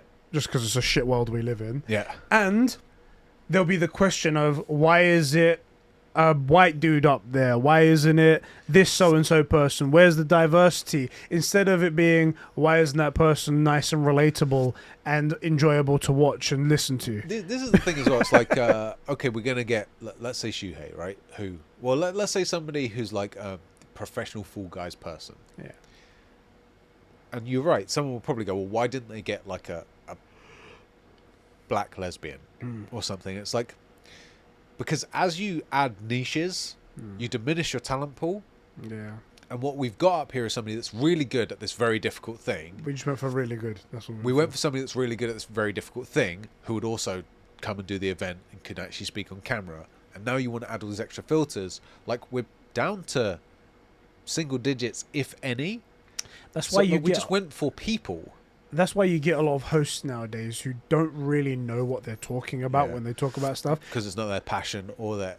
Exactly. And unfortunately, they're like, they were there to fill like a quota and stuff like that, which is so unfortunate that companies feel like they have to do that now. And unfortunately, it's even worse that people are forcing those opinions onto the companies. That The other thing is, like, what frustrates me about that is that it doesn't... If you just make something good...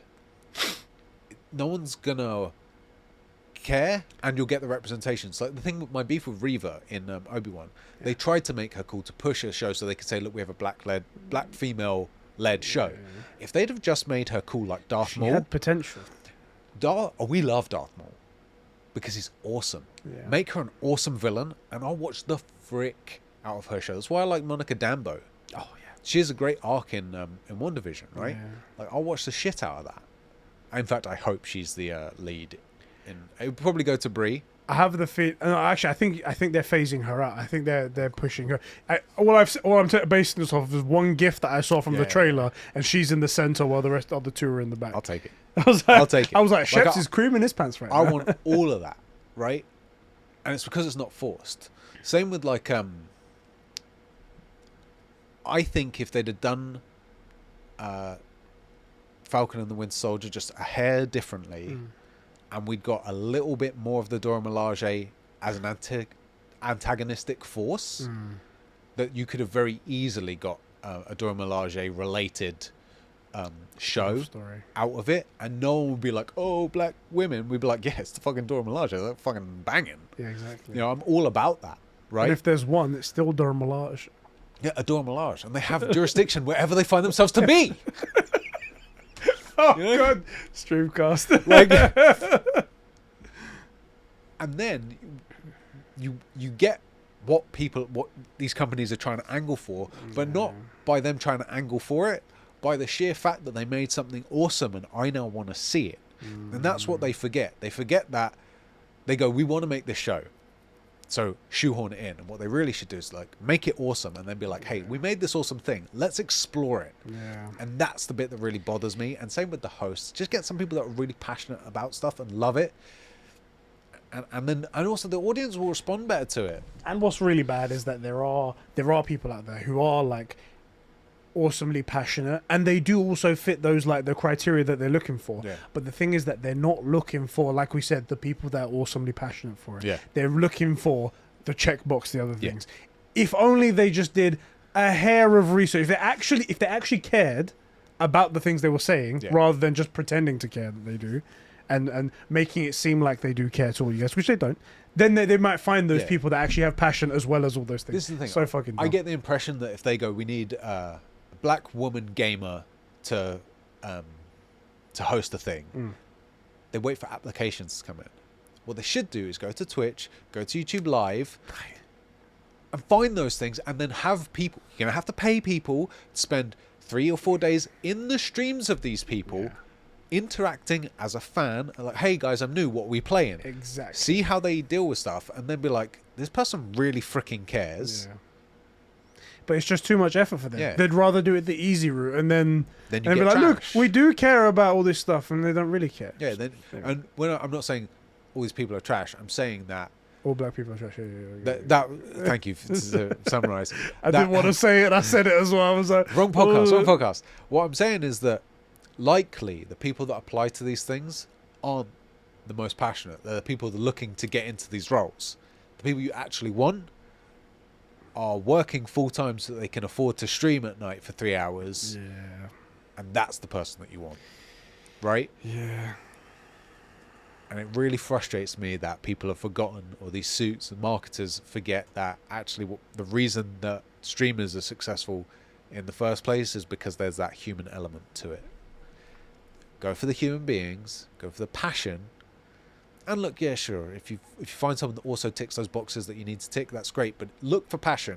Yes. And then, you'll get, it just bugs the shit out of me, man. It's so frustrating. Also because, then you end up with these, what's that guy that you hate? Oh, Major Nelson. No. The Pierre. Frick, what's his name? The Danger Zone guy. Oh, Paris Lily. Paris Lily. Yeah. Obviously, you hate him because of his skin color. That's the reason. That's the reason. Again, I can't see past that. Like, it's not there, man. Guys trying to make a career. Look, I'm not saying anyone shouldn't make a career out of this stuff, but I think guys going into it to try and make a career out of it aren't the guy that you want. You want the guys going into it with passion. By the way, we're passionate. It's the unfortunate side effect of people making money in the beginning off of something that we're passionate about, and other people seeing that and going, I can fake that, I can do that, and then that's what they get in there. That's it. It's the unfortunate side effect. That's it. Anyway, I'm hoping they do one soon. I really kind of hope they do one around like the E3 time, now that E3 is dead, just to sort of give us something really to shout about. Rub salt in the wound. We pulled out and we killed it, and we're back. And call it P3. I would love that. And it would bring excitement again around to that summertime where we're like looking forward to winter's games and stuff like that. That's the thing about E3. Summer Game Fest is a snooze fest. Xbox's showcase is just full of empty promises that are going to be delayed Great games. event. Nothing there. Nintendo Switch. Look, I'm not really the Switch guy. I've played a bunch. I use it only for Pokemon, and even then, I've left a lot of Pokemon games behind now. Yeah. It's not me, but PlayStation is what we want, and ironically, that's the one we're not getting. It's weird, isn't it? And also, like we said about sort of E3, it's right in that lull that we need something to enjoy and gives us something to look forward to. And again, PlayStation don't need to do it, so they're not gonna. And this is that worst case scenario that we've been talking about since we've been doing YouTube again, which is what, years now, a couple of years, a bit. Stronger Xbox means that Microsoft can't take their foot off the gas. Sony can't take their foot off the gas, and we're starting to see it. It took a few years, but I don't want to be right about this. This is what I want to be really wrong about. I want hate comments on Twitter saying, "Can you believe you've been dragging Xbox for all this time?" When in reality they had these 10 amazing projects in the works, and you were wrong. Well, I want to be wrong about this. Bruh. Yes. You might have to move on to the next topic because we're getting quite long in the tooth right here. Let's do it. Our final topic. Suicide Squad Kill the Justice League has been hit by the Superman curse. The curse for there to never be a Superman game ever. So the last time Suicide Squad Kill the Justice League came out, it showed off gameplay, it showed off a bunch of systems, and it confirmed a lot of people's worst fears that it's a live service, got a battle pass, it's got numbers flying all over the place, and that was pretty much it. Also, not what we were sort of led to believe by the trailers. Exactly, it seemed a bit more story heavy focused, and the thing is that I saw the story stuff and I was still kind of excited for it because it seemed like it was quite interesting. Also, it's a way to get Superman into a game, and despite everything, and despite all our arguments, Superman's a freaking awesome character. Exactly. And if you get Superman in, you can then reasonably have Green Lantern doing fancy shit. You can have these ridiculous, like, planetary level threats because you're fucking playing Superman, which you can't really do as if you notice the Batman games, which I love.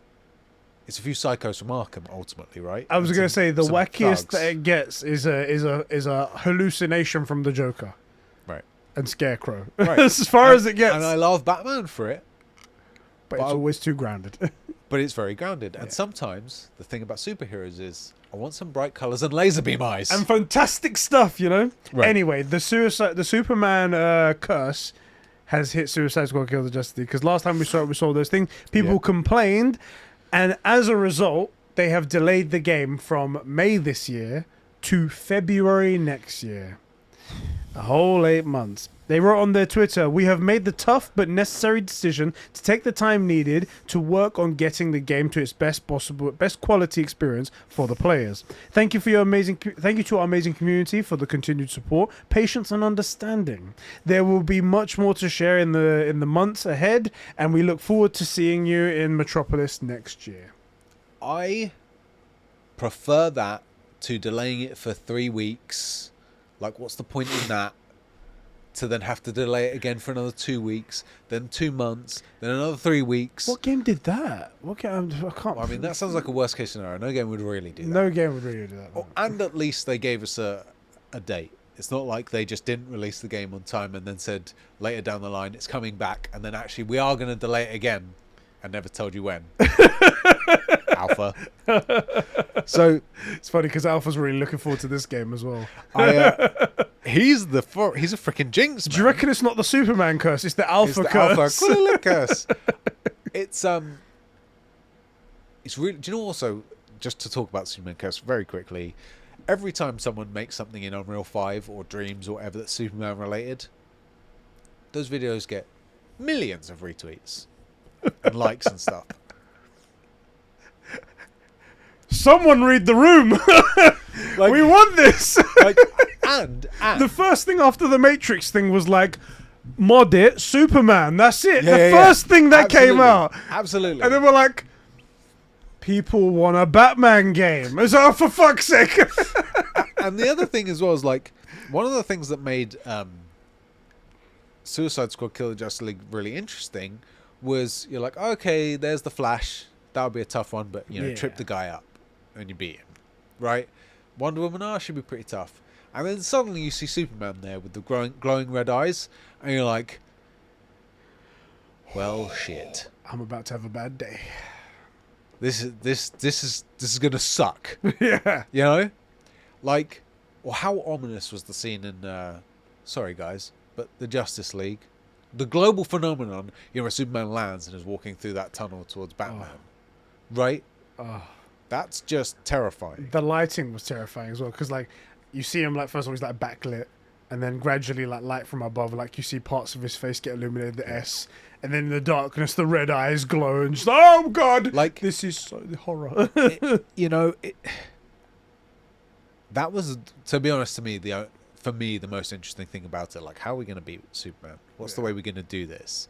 Because realistically, that's the threat here. Like, like, Superman can kill anyone, Batman can kill anyone, blah, blah, blah. It's not Batman. It's Brainiac controlled Batman, so he's just a dude.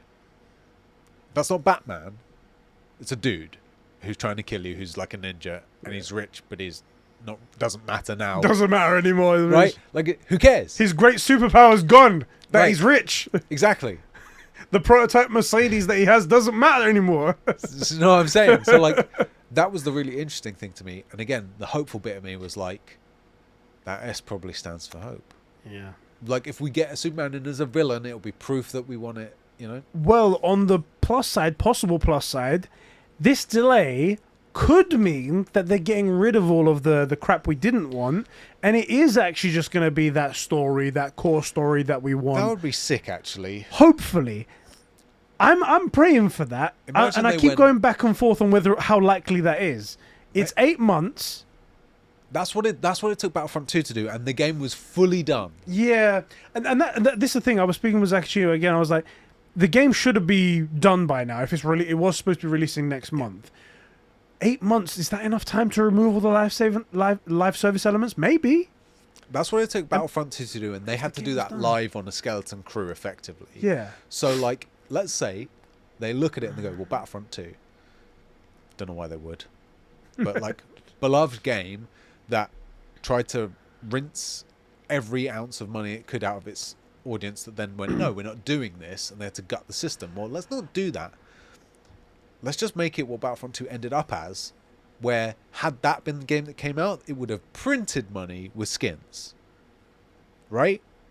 Let's do that, because we have the ability. There's a load of skins you could buy. Like, even I would buy different Batman villain skins, different Superman villain skins, different Green Lantern villain skins, different Flash villain skins, plus my whole crew. Yeah. Right? Like, I would... A Smallville red, blue, blur skin for Superman. Flash with the the armor suit from Justice League, right?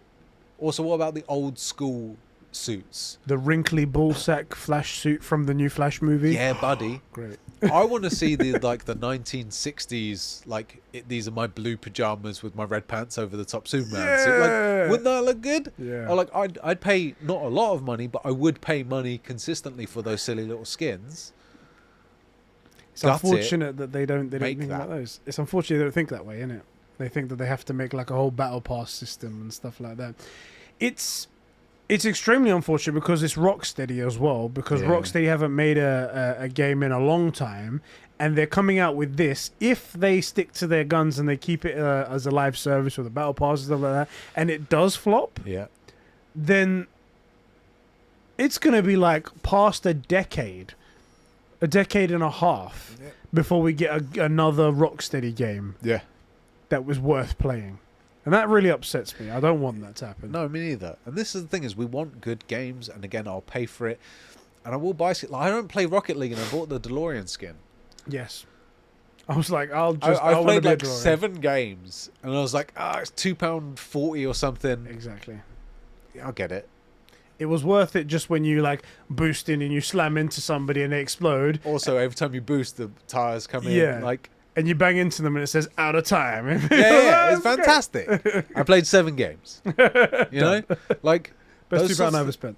Yeah, absolutely. Those sorts of games would print money if handled properly, which is deliver a great product to an audience that loves it because you love it, and then let them unlock some skins through probably a little bit too much time in the game, or pay for them like I will, because I don't have the time and I do want that OG Superman skin, and I do want like a couple of different villain Batman skins, and like let me reskin Harley, and you know, like I want that. I want to give some credit where credit's due. If they are going to take out all this stuff, if they're pulling like a Sonic basically and they're redoing the model like they did, if that is the reason what they're doing, mad respect to you, because it's probably going to cost you a ton more money to pay all of those devs for another 8 months. Yeah, it's like 80% almost of their salary you're paying over again. Yeah, and then having to chuck in a ton of extra hands on it, probably, and stuff like that. So hats off that you're willing to go to those lengths to try and fix this game. Yeah, it won't be cheap. If you do it, I'll reward you. You'll have my money day one. You'll have my money day one to have the thing. That's a guarantee right there. So credit where credit's due if that's what you're doing. Okay, that's all the topics that we have for today. Shall we kick it over to our bros? Yeah, boy. In the comments. So just like I said before, if you're one of our patrons, you can write in at patreon.com/Conbrosations every week, every 2 weeks, I should say. I throw up a thread for you to comment on and give in your topics, your thoughts on topics and stuff like that. And we're going to kick it over to Gamsmaster again, who continued his comment from earlier, and he said, boys, I'm passed off. Hold on, I don't see the comment. Oh, it's on Patreon, so you won't see it. Cool. But he says, I'm passed off and genuinely surprised. I think he means pissed off. I'm pissed off and genuinely surprised at the same time. I decided to give Horizon Zero Dawn my third attempt at playing it, as both games are on PlayStation Plus. In my first attempt, I would win the proving and then get bored and turn it off. Mainly because of Aloy. Oh, he's another Aloy hater. Man's got fine and distinguished tastes. Hates women. I can't believe it. It's true. Gams It's the Master, the only leader of reason. the Empire, the fearless one, the leader of it himself, the step cousin, hates women. I can't believe it. It's a true fact. It's the only reason not to like Aloy. Exactly. But at the same time, I think I had some open world fatigue from AC Odyssey. That was the first time he did it. Fair enough. And AC Valhalla. I forced Oof. myself to push on my latest attempt in this week, and by the time I got to the Meridian, I was hooked. The story was fantastic, and I love the genuine. Oh, now I'm all alone on women hating island. This is the thing. I agree with him. The story is really good, especially in Horizon Zero Dawn. Yeah. The story is really good. Aloy shit. The story is fantastic, and the characters are great. Aloy left a bit to be desired. My man. But not as bad as... I can't believe you hate women, Joe. It's true. Why do you hate women? That minor comment, I'm going to turn it into a full woman. Why do you hate women? Why do you enjoy misogyny so much? Left a bit to be desired, but not as bad as Shep's... not as bad as I and Shep's thought. So he's gotten better, he's saying now. I have now started Forbidden West, and I have only just unlocked the base with Gaia. I'm pissed because it's taken me this long to enjoy this series, but I'm glad nonetheless. Well, I'm glad you're enjoying it, bro. I'm glad you're enjoying it. Me too. And also, I feel like I did a good enough job with this to say my problem is specifically Aloy's writing. The rest of it, fantastic series of games. Like, they're gorgeous. The combat's fun. The enemies are just stunning to look at. The world's brilliant. The aesthetics brilliant. The overall story is really, really good. I mean, I called pretty much accidentally all of Forbidden West like 20 minutes into the game, but it was still fun to actually see it develop, you know? I will say the writer, whoever it is that came up with the idea for like the whole Horizon idea, like the machines and Gaia and stuff like that, deserves some sort of award, because this is creativity on the level of like Alien. Like it's really good creativity and how to think everything all works together. I hats off to that person. Absolutely a great fantastic set of games. He continues to say, it was like, because of Horizon, though, I haven't been able to replay God of War with New Game Plus. Oh, yeah, New Game Plus came out. Yeah. The biggest part of that, by far, is that you can wear the fur coat that you lose immediately in the game. It's like he goes, oh, we're going out into Fimbulwinter. Let me just take off my coat. It's hilarious. Kratos, what are you doing? How he loses it straight away, and we're just like... I mean, I almost literally bought the game because of that cover. It was on all of the cover art. It was everywhere. It was the first thing that you see, and it made you look so awesome. It's the God of War blue light. It's the blue light on the PlayStation all over again. False advertising, I tell you. Freaking PlayStation. I haven't been able to replay God of War with the New Game Plus, and I won't be done. Won't be done by the time Jedi Survivor comes out. Fuck Horizon for being such an amazing game. So pretty. It's taking away from other games. I'm looking forward to it. Have fun in LA, Eddie. Don't get shot. He left 2 kisses, so at least I go out on 2 kisses, or unless they're 2 bullet holes. Shit. God, what are you doing to me? That's an old school hit marker, isn't it? I'm curious to know how having the drop near spear, having the spear from like day 1 or like minute 1 affects things. Must be quite a thing. Because I wonder if you don't like sort of over loot. Do you know what I mean? Like you can get to stuff that you couldn't get to before. Really early on, basically. I started it, but I quickly realized that I'm so dumb because I'm currently in the replay of so many things. Yes. And so many new things are coming out that I like you finish Halo, and Mass Effect. I mean, more important stuff. Jedi Fallen Order. Sorry, I was going to play that before thing. I'm going to have to speed run that when I get back from LA because I want to play it before Survivor comes out. If you're trying to speedrun it, are you going to whack it on easy and just blast through it to get the experience? Dumbest fucking thing is that these guys goaded me into doing it on the highest difficulty. So I'm dying left, right, and center. And I'm like, That's going to be a speedrun. See, this is the thing as well. If I'm speedrunning, I also don't put it on easy. Yeah. It's stupid to put it on easy because then I don't enjoy the game at Yeah. all. Like I've always said, the difficulty setting is a fun setting. You got to find where you have the most fun, and that's the right difficulty for you. It's got to be challenging enough that it means something, but not Bloodborne. I don't want to be Yes. punished for playing a game, right? So wherever you are in that, that's how, in my opinion, it should be used, even if you have to go quickly, Yeah. which is frustrating because obviously if you put it on easy mode, you'll be able to blast through things. Yeah. But Yeah, one other thing about Horizon being so fucking good. This game also is still stunning me to this day how gorgeous this game looks. beautiful. The Burning Shores DLC, the footage that we've seen of it so far, because it's Stunning. exclusive to PS5 as well, they've managed to like amp it up as much Stunning. as possible. It's just something else. It's just something else. I don't know how I'm going to play Ghost of Tsushima 2 without an OLED. Actually, no, I've got the new screen. I could probably use that. Oh yeah, yeah, yeah, I yeah. could probably use that. That's 1440 at least. That's pretty good. I think we need to steal an OLED TV for you. That's what we should do. Yeah, we're going to steal it for sure. I mean, there's no way we're paying for one of those. It's worth going to jail for, you know. Alan Wake BS Bro 1, aka Alpha wrote in and he says, first off, you missed correcting Conbrosations. We have missed that for a couple of weeks, and we'll do that after this, don't worry.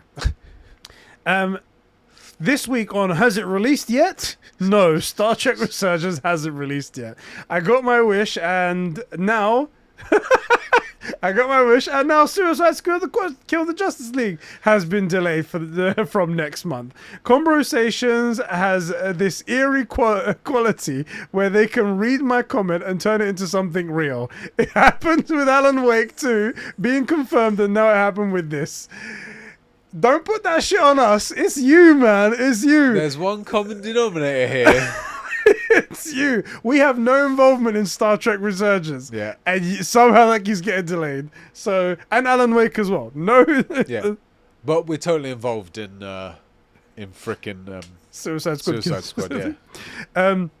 Would be a lot nicer if I could just get a portable version of the PlayStation console. He's talking about the console being portable now, in the vein of the almighty PSP, but that would need to be built differently. That's true. Talking of the PSP, Yes. I mentioned a few times, hardly anyone had one. Hmm. I looked it up. They sold like hotcakes. Yes, they And did. somehow, I don't know very many people other than like this collection of specifically gamers that had one. It was a lot more popular than you thought. Yeah. Yeah, it was a lot more popular than you Weird, thought. I had right? one. I remember Yeah. those UMDs. They were so great. Those Cool, cartridges right? in Very there. futuristic. I had a mini disc player, which was essentially the same thing. It was just like a tiny disc in a cartridge, and you put it in, and that's why I bought it. I was like, this seems like the future, yet the past. Yeah. Yeah. Yeah, and he goes, Batman Arkham Knight remains highly addictive for me. Finally made a start on Save File 4. First time in any Arkham game ever. Do you mean like you're playing it for the fourth time? Is that like the first time you've ever done it for any Arkham game? Or is there something special about 4? I don't think so. I don't think so.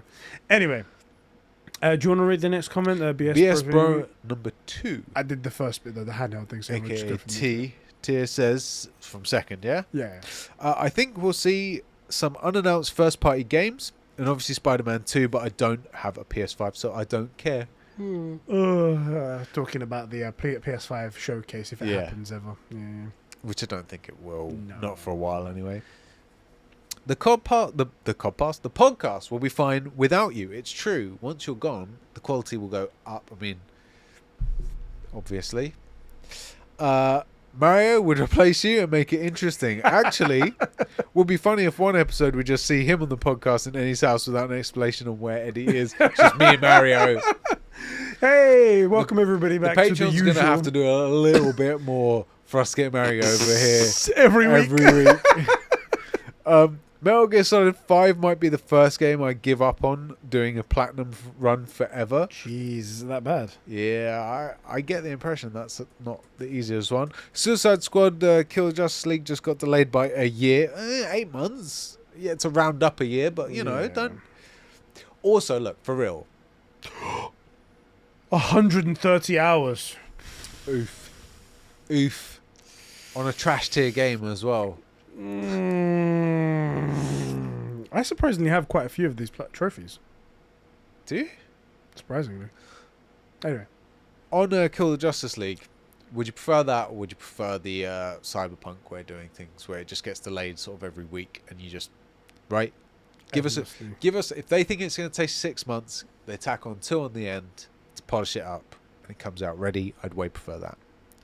Final Fantasy 16 team said they're using the power of the PS5 to its fullest, so the game is technically the first project that utilizes the PS5 at its maximum power. I might finally hear the fan kick on when I'm playing. Maybe, right? Like so far, this thing is so undertaxed. Yeah. That genuinely will be really interesting, and it'll be cool to see someone pushing the memory and the way that it develops actively. Yeah. Because that was the thing we were always excited for, and we did it in Ratchet and Clank, but it's kind of a kid's game, and I love Ratchet and Clank, but it's kind of a kid game. It's kind of a family game. A part of me makes me think that maybe we're getting games with a lot of like just using a lot of horsepower, but we're just not noticing it because maybe the cooling's just so efficient. Yeah. Or the way that the memory works allows it to just. Exactly. You know, who knows? Have you seen? Please tell me you've seen The Fifth Element. It sounds familiar. Have you not seen that? It's like Mila Jovanovic or whatever her name is, and Bruce Willis. No, Mate, I haven't. Cracking film. But then this scene won't make sense to you when they build her at the beginning, and like it slots in discs of like flesh and bone to like build this body. Okay. You'd have to Google it. It's hard to. I'm going to send it to you. Talk amongst yourselves. Read the next freaking comment. Okay, the next comment is from Jim Heim. Jim Heim. And he says... So it's actually a question here. He goes, my little food for thought this week. Why haven't any games utilized real-life weather in their games? Pokemon Go can read the weather going on at the time and at the time of being on the app. Why hasn't any other game utilized it? Because I don't want to spend my entire time gaming in rain. Because we're in the UK, right? It says, or a bigger game, like a console game, utilized it. Just wanting to know your guys' thoughts on that. Do you know what? This is going to sound so obvious when I say it, but isn't that a most Kojima-arse feature to ever put in a fucking game? Yeah, absolutely. Kojima would be like, so my next game, Death Stranding 2, actually uses the weather where you are and will affect your game. So in the UK, constant timefall, BT's everywhere. Oh, you're dead. All the time. If you're in the UK, you're playing on hard mode. If you're doing a hard mode run, you have to move to the UK to stream it, you know? If you're in Cali, no problem. You guys got easy sailing. Easy mode. But that is a Kojima-ass feature to put in a fucking game, isn't it? Yeah. I could see him genuinely being on stage and be like, for this game, sir, we're gonna put weather effects from real life weather data in the next game, and we're like, please no. Fucking Kojima's done it again. Please, Kojima's done it again, boys. He's fucking done it. Do you know what? If it's an option to turn it on and off, and as long as it had some sort of effect in the game, like Pokemon Go does, like Death Stranding does, I wouldn't mind it. I think it would be quite interesting. It would make for interesting gameplay. Like, could you imagine? It's like you're thinking about playing Death Stranding, and you've just come in from like a storm. You're like, it's gonna be a fucking mission. It's gonna be tough right now. Or it's wintertime and it's snowing. It's oh god. Yeah, that's Jesus Christ. My equipment's gonna be so Idaho bad. In winter, it's just 6 months of nothing but snow. No. That video skipped to 50 seconds or 55 seconds. You'll see the thing that I meant about getting built.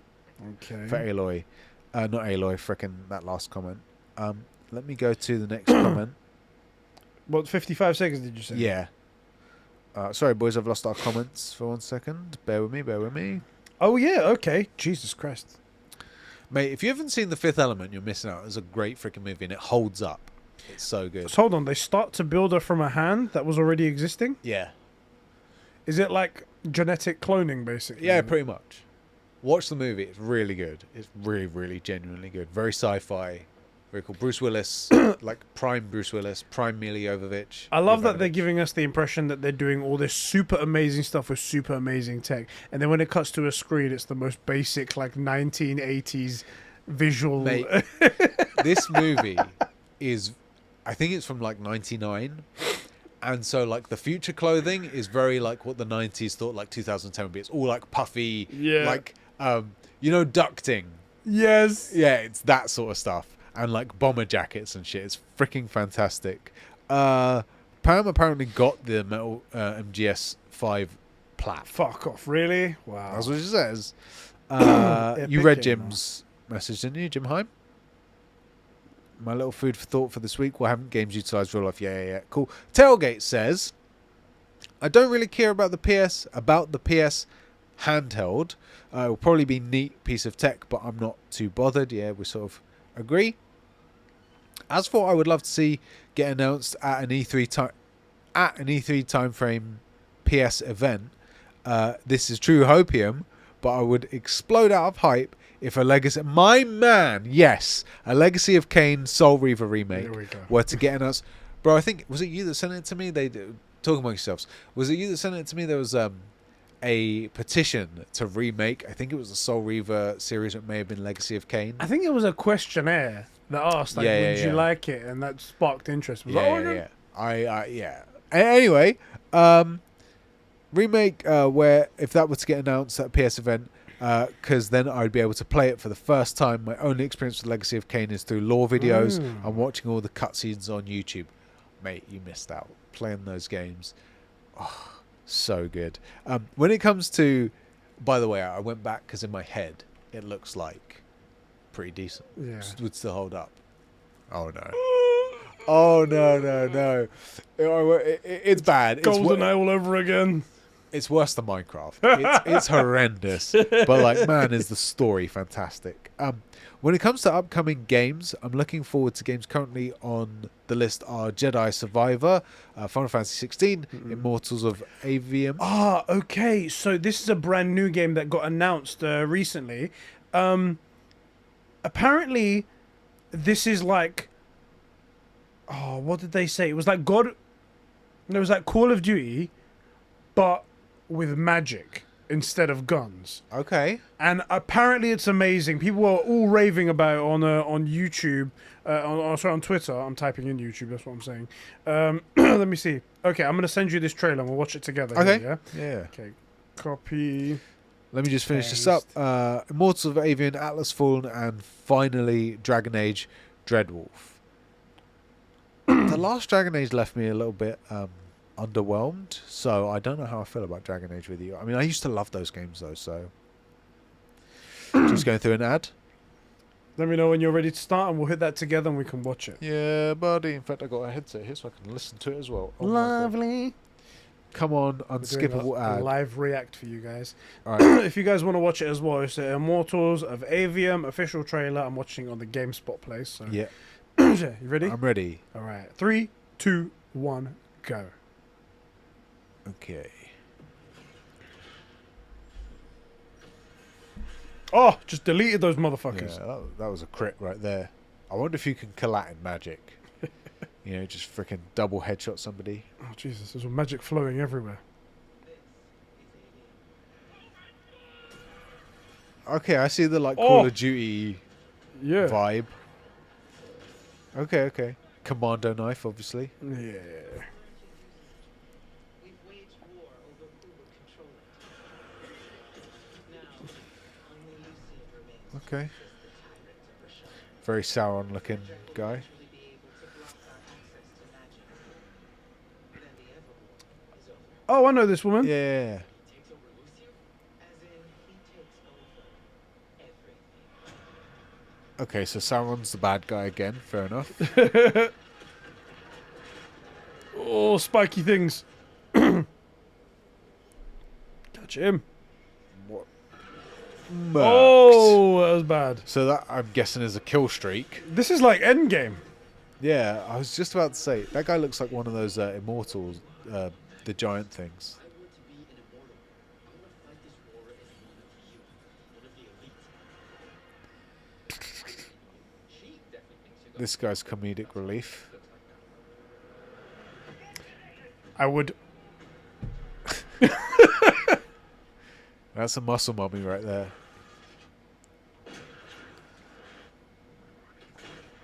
Hero landing. Hero landing.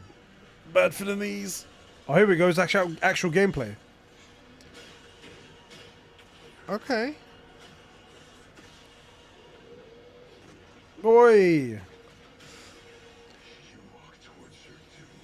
Okay. Woo. Okay. Smash.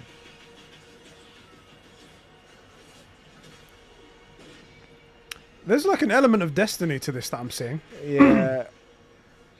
Summon. Your. Sorry, boys. Talk amongst yourselves. We're not being super entertaining right here. I'm genuinely interested in this.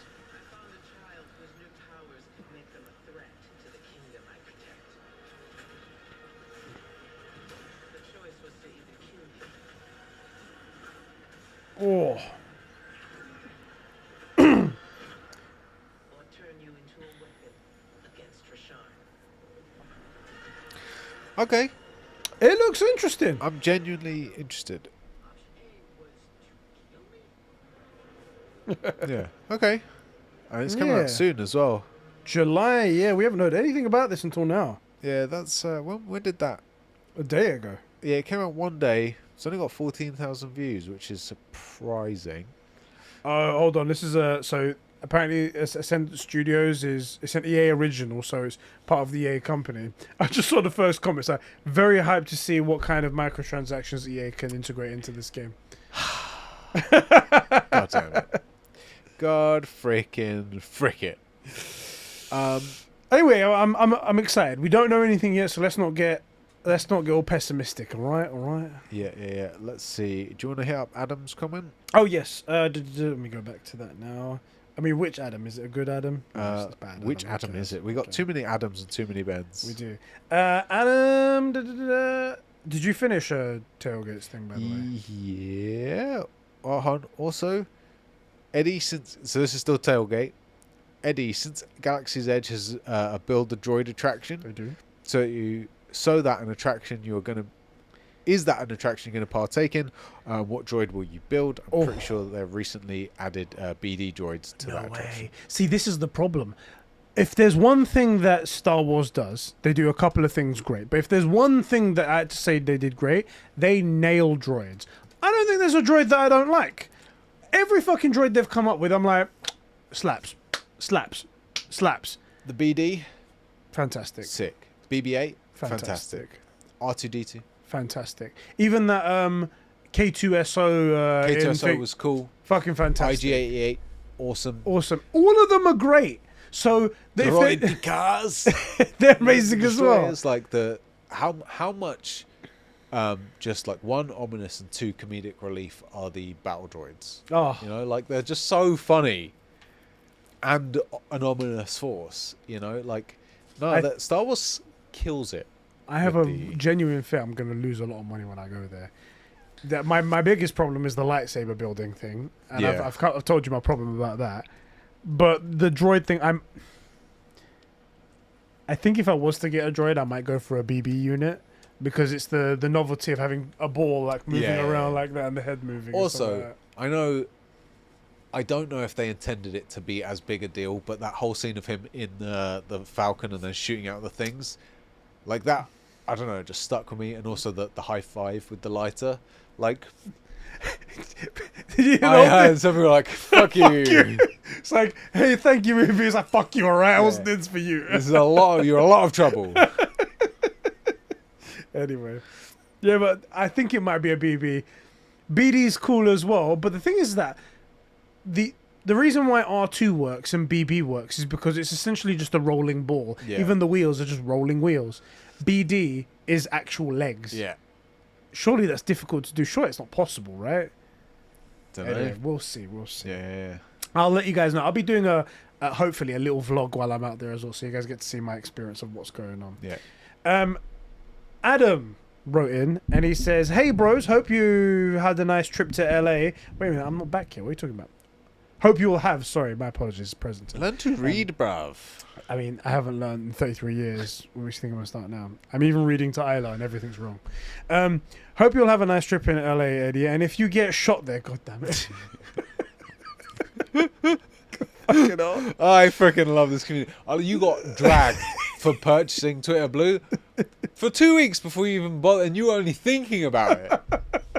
You got bullied so hard, you're like, well, I might as well do it now. The weird thing is that the community could sense when I was closer to actually purchasing it, because I'd been saying it for a while because of my typos, Yeah. and then when I was like, all right, I think I'm actually gonna pull the trigger. It's like they all started. They all got. There's a disturbance in the force. And then Eddie! suddenly the tweets pour in. This motherfucker paid for Twitter. If you get shot there, which would be such a shame. Sheps, you know who to call to rebrand the True Gaming Podcast into the True Weebcast, where we could talk about One Piece every week. If you Yeah, do buddy. that to this podcast, if you defile this podcast, Mate, it with in my memory, I have a plan. An episode a week, broken down. We never-ending content. And that's just One Piece. Wait until we do we branch out, you know? God. Anyway, that's all about that. I read the other stuff before about the Ubisoft Plus thing. Cool. There we go. Did you read Alpha's I comment? didn't read Alpha's one, but it Oh, is time to put these through just a properly, new but- logo for Remedy, and you know how much he's a Remedy simp He's a simp. and a Conbrosations simp. When we change our logo, Simp. you better give us the same treatment. Yeah, what are we going to change our logo to? Just a huge dong. Two dongs. Cross dongs, yeah. One blue, one red. It's lightsabers, guys. Why are you thinking Right, dirty? right, God. right. Or are you sure it's going to be red or will it be Conbrosations red? Ah, that's it. You know, like the Sony's. Shut your damn mouth, okay? Shall we do correcting Conbrosations? Your favorite part that never missed every single week. Yeah. well, I don't think we've missed. Well, we've got a backlog. We've been right for so long. What's the point of even...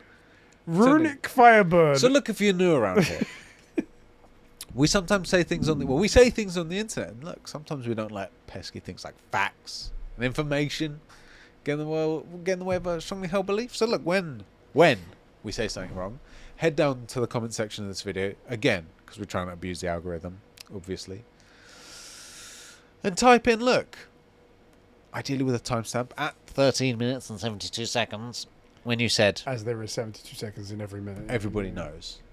When you said this, it was actually that.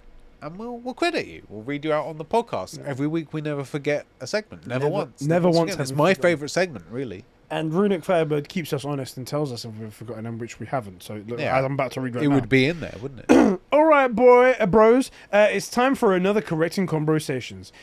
This is, by the way, like 3 or 4 weeks ago. God damn it. You're both miscorrecting Sheps on saying Call of the West. Apparently said Call of the West instead of Horizon Forbidden West. And one of Oh, those. great. No, Call of the Mountain you was going to say. That's So it. that was and since y'all missed it once, I'm still going to add it. Also for Sheps, Knights of the Old Republic is a Raven game. Is it? Oh, yeah. Okay. He was in the remake trailer. You implied it wasn't. You Yeah. fucking idiot. Yeah. I don't know how I do this It's podcast Revan, with you. yeah. Fucking it's disgusting.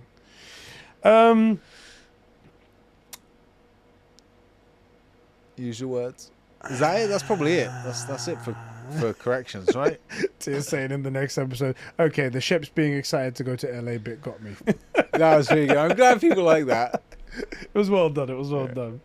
That loser Sheps finally made it to record, of course. Yeah, again, apologies for me being the reason that we didn't record. So.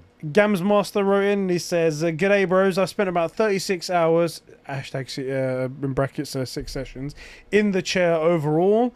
And it was, this was because he was showing us his tattoo. This was all for a picture. This was the picture. This was for the picture you saw in the episode, and the outside of the arm I sent in the show was to tell the chat a few months ago. I'll resend it to you if you want to see the final part. When I get done on my tricep and the back of my forearm, each session costs around $800, which is £435.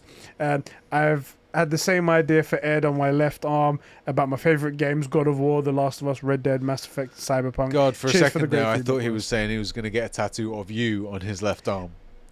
I mean, I think I could be added Favorite into games that. and then just- Gaming icons, right? I mean, you put Kratos, put Joel, Yeah. put a bit of Arthur Morgan there, a bit of Ed. Yeah, I think that. Yeah, one of these things is not like the others. Arthur Morgan, get rid of him. I mean, like, Red Dead Redemption 2 was shit anyway. I mean, it's far too long. True Far too facts. long. Alpha Aquila. Correcting Conbrosations. With Quantum Break connecting to Alan Wake in 2016 through many Easter eggs and Control relating to Alan Wake through in the universe in 2019 formalized as the Remedy connected universe in 2020, Alan Wake and Control so far. Suicide Squad Kill the Justice League is still is set to release in May 2. Oh, you've jinxed it from then. No, I think we This was motherfucker. we was talking about connected universes, and they were coming up with other options and stuff like that. And we couldn't think of any games.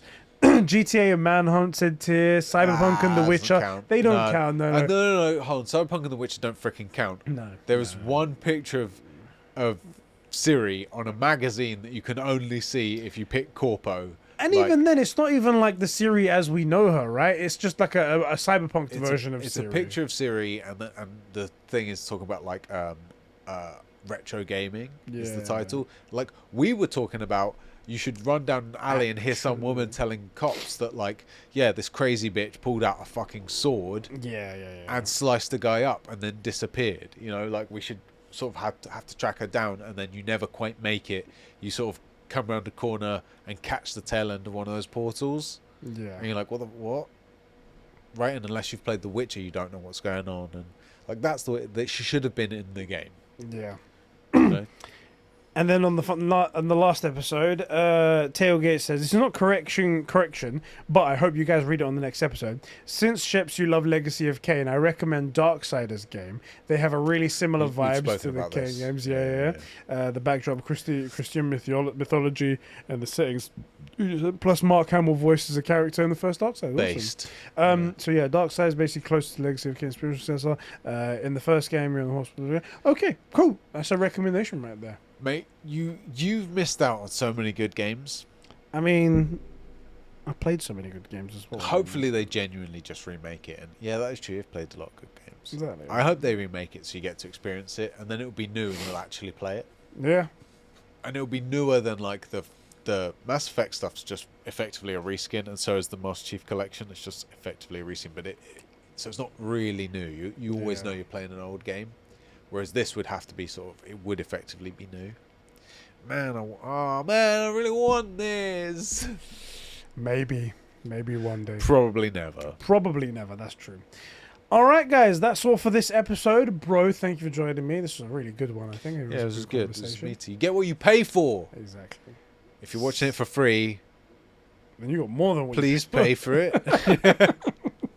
All right, guys. I will never see you all again. That's it. 'cause I'm dead Ed, now. it was nice knowing you. It was. Good luck. I hope you.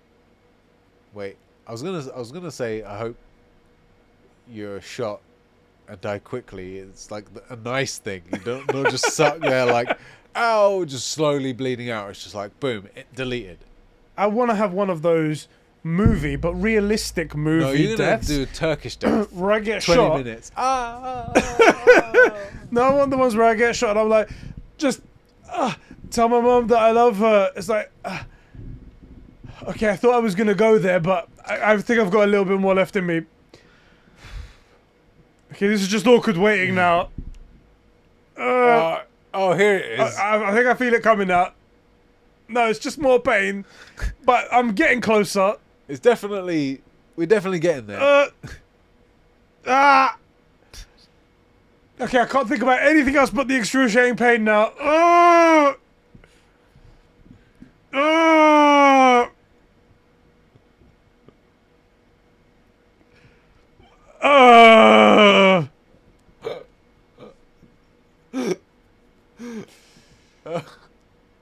God, when will it end? Why can't I just die? Like that they guy always from seem to Austin Powers, isn't it? They seem to always nail it in movies where they're like, tell my mum that I love her. Yeah, like Tony got to say his goodbyes, and then Right then, it's like, but how have they nailed that every time? How do you know you're gonna die? How do you know that moment is coming? Have you died before and you know? you just know what it feels like, you know? Dude, I Anyway. heard the craziest thing, just to wrap this up. So, you know, they say that your life flashes before your eyes when you die. Yeah. Apparently, this guy was saying the thing about your brain is it searches your memory for ways to fix problems. So if a problem comes up, and usually in your day-to-day, you've done it so often that your brain just immediately refers back to the last time it solved XYZ problem. And the reason that your life flashes before your eyes is your brain knows you're dying, and that's like not, it wants to prevent that, right? That's, you're entirely hardwired to live. Yeah. So it searches everything that it's got chronologically to find a solution to the Flicking problem. through everything. Yeah, and that's why your life flashed through your Interesting. to your mind, because your brain is going through all of your shared experience to find a way to make this thing not happen. Interesting. Which I was like, man, that is freaking Scary. awful. That is the most awful thing I've ever heard. Anyway, I hope what actually happens is it's just, oh hey, that guy's wearing red, pow pow, psh, wasted. Yeah. Hopefully it's that. Hopefully Right, and it's then that. I'll get an update from on my phone saying, okay, you can now be talented. And Well, all of this isn't going to matter if I don't actually get on the plane because the name was all wrong. So see you later, guys. See you later, boys. See you next week if that's the case.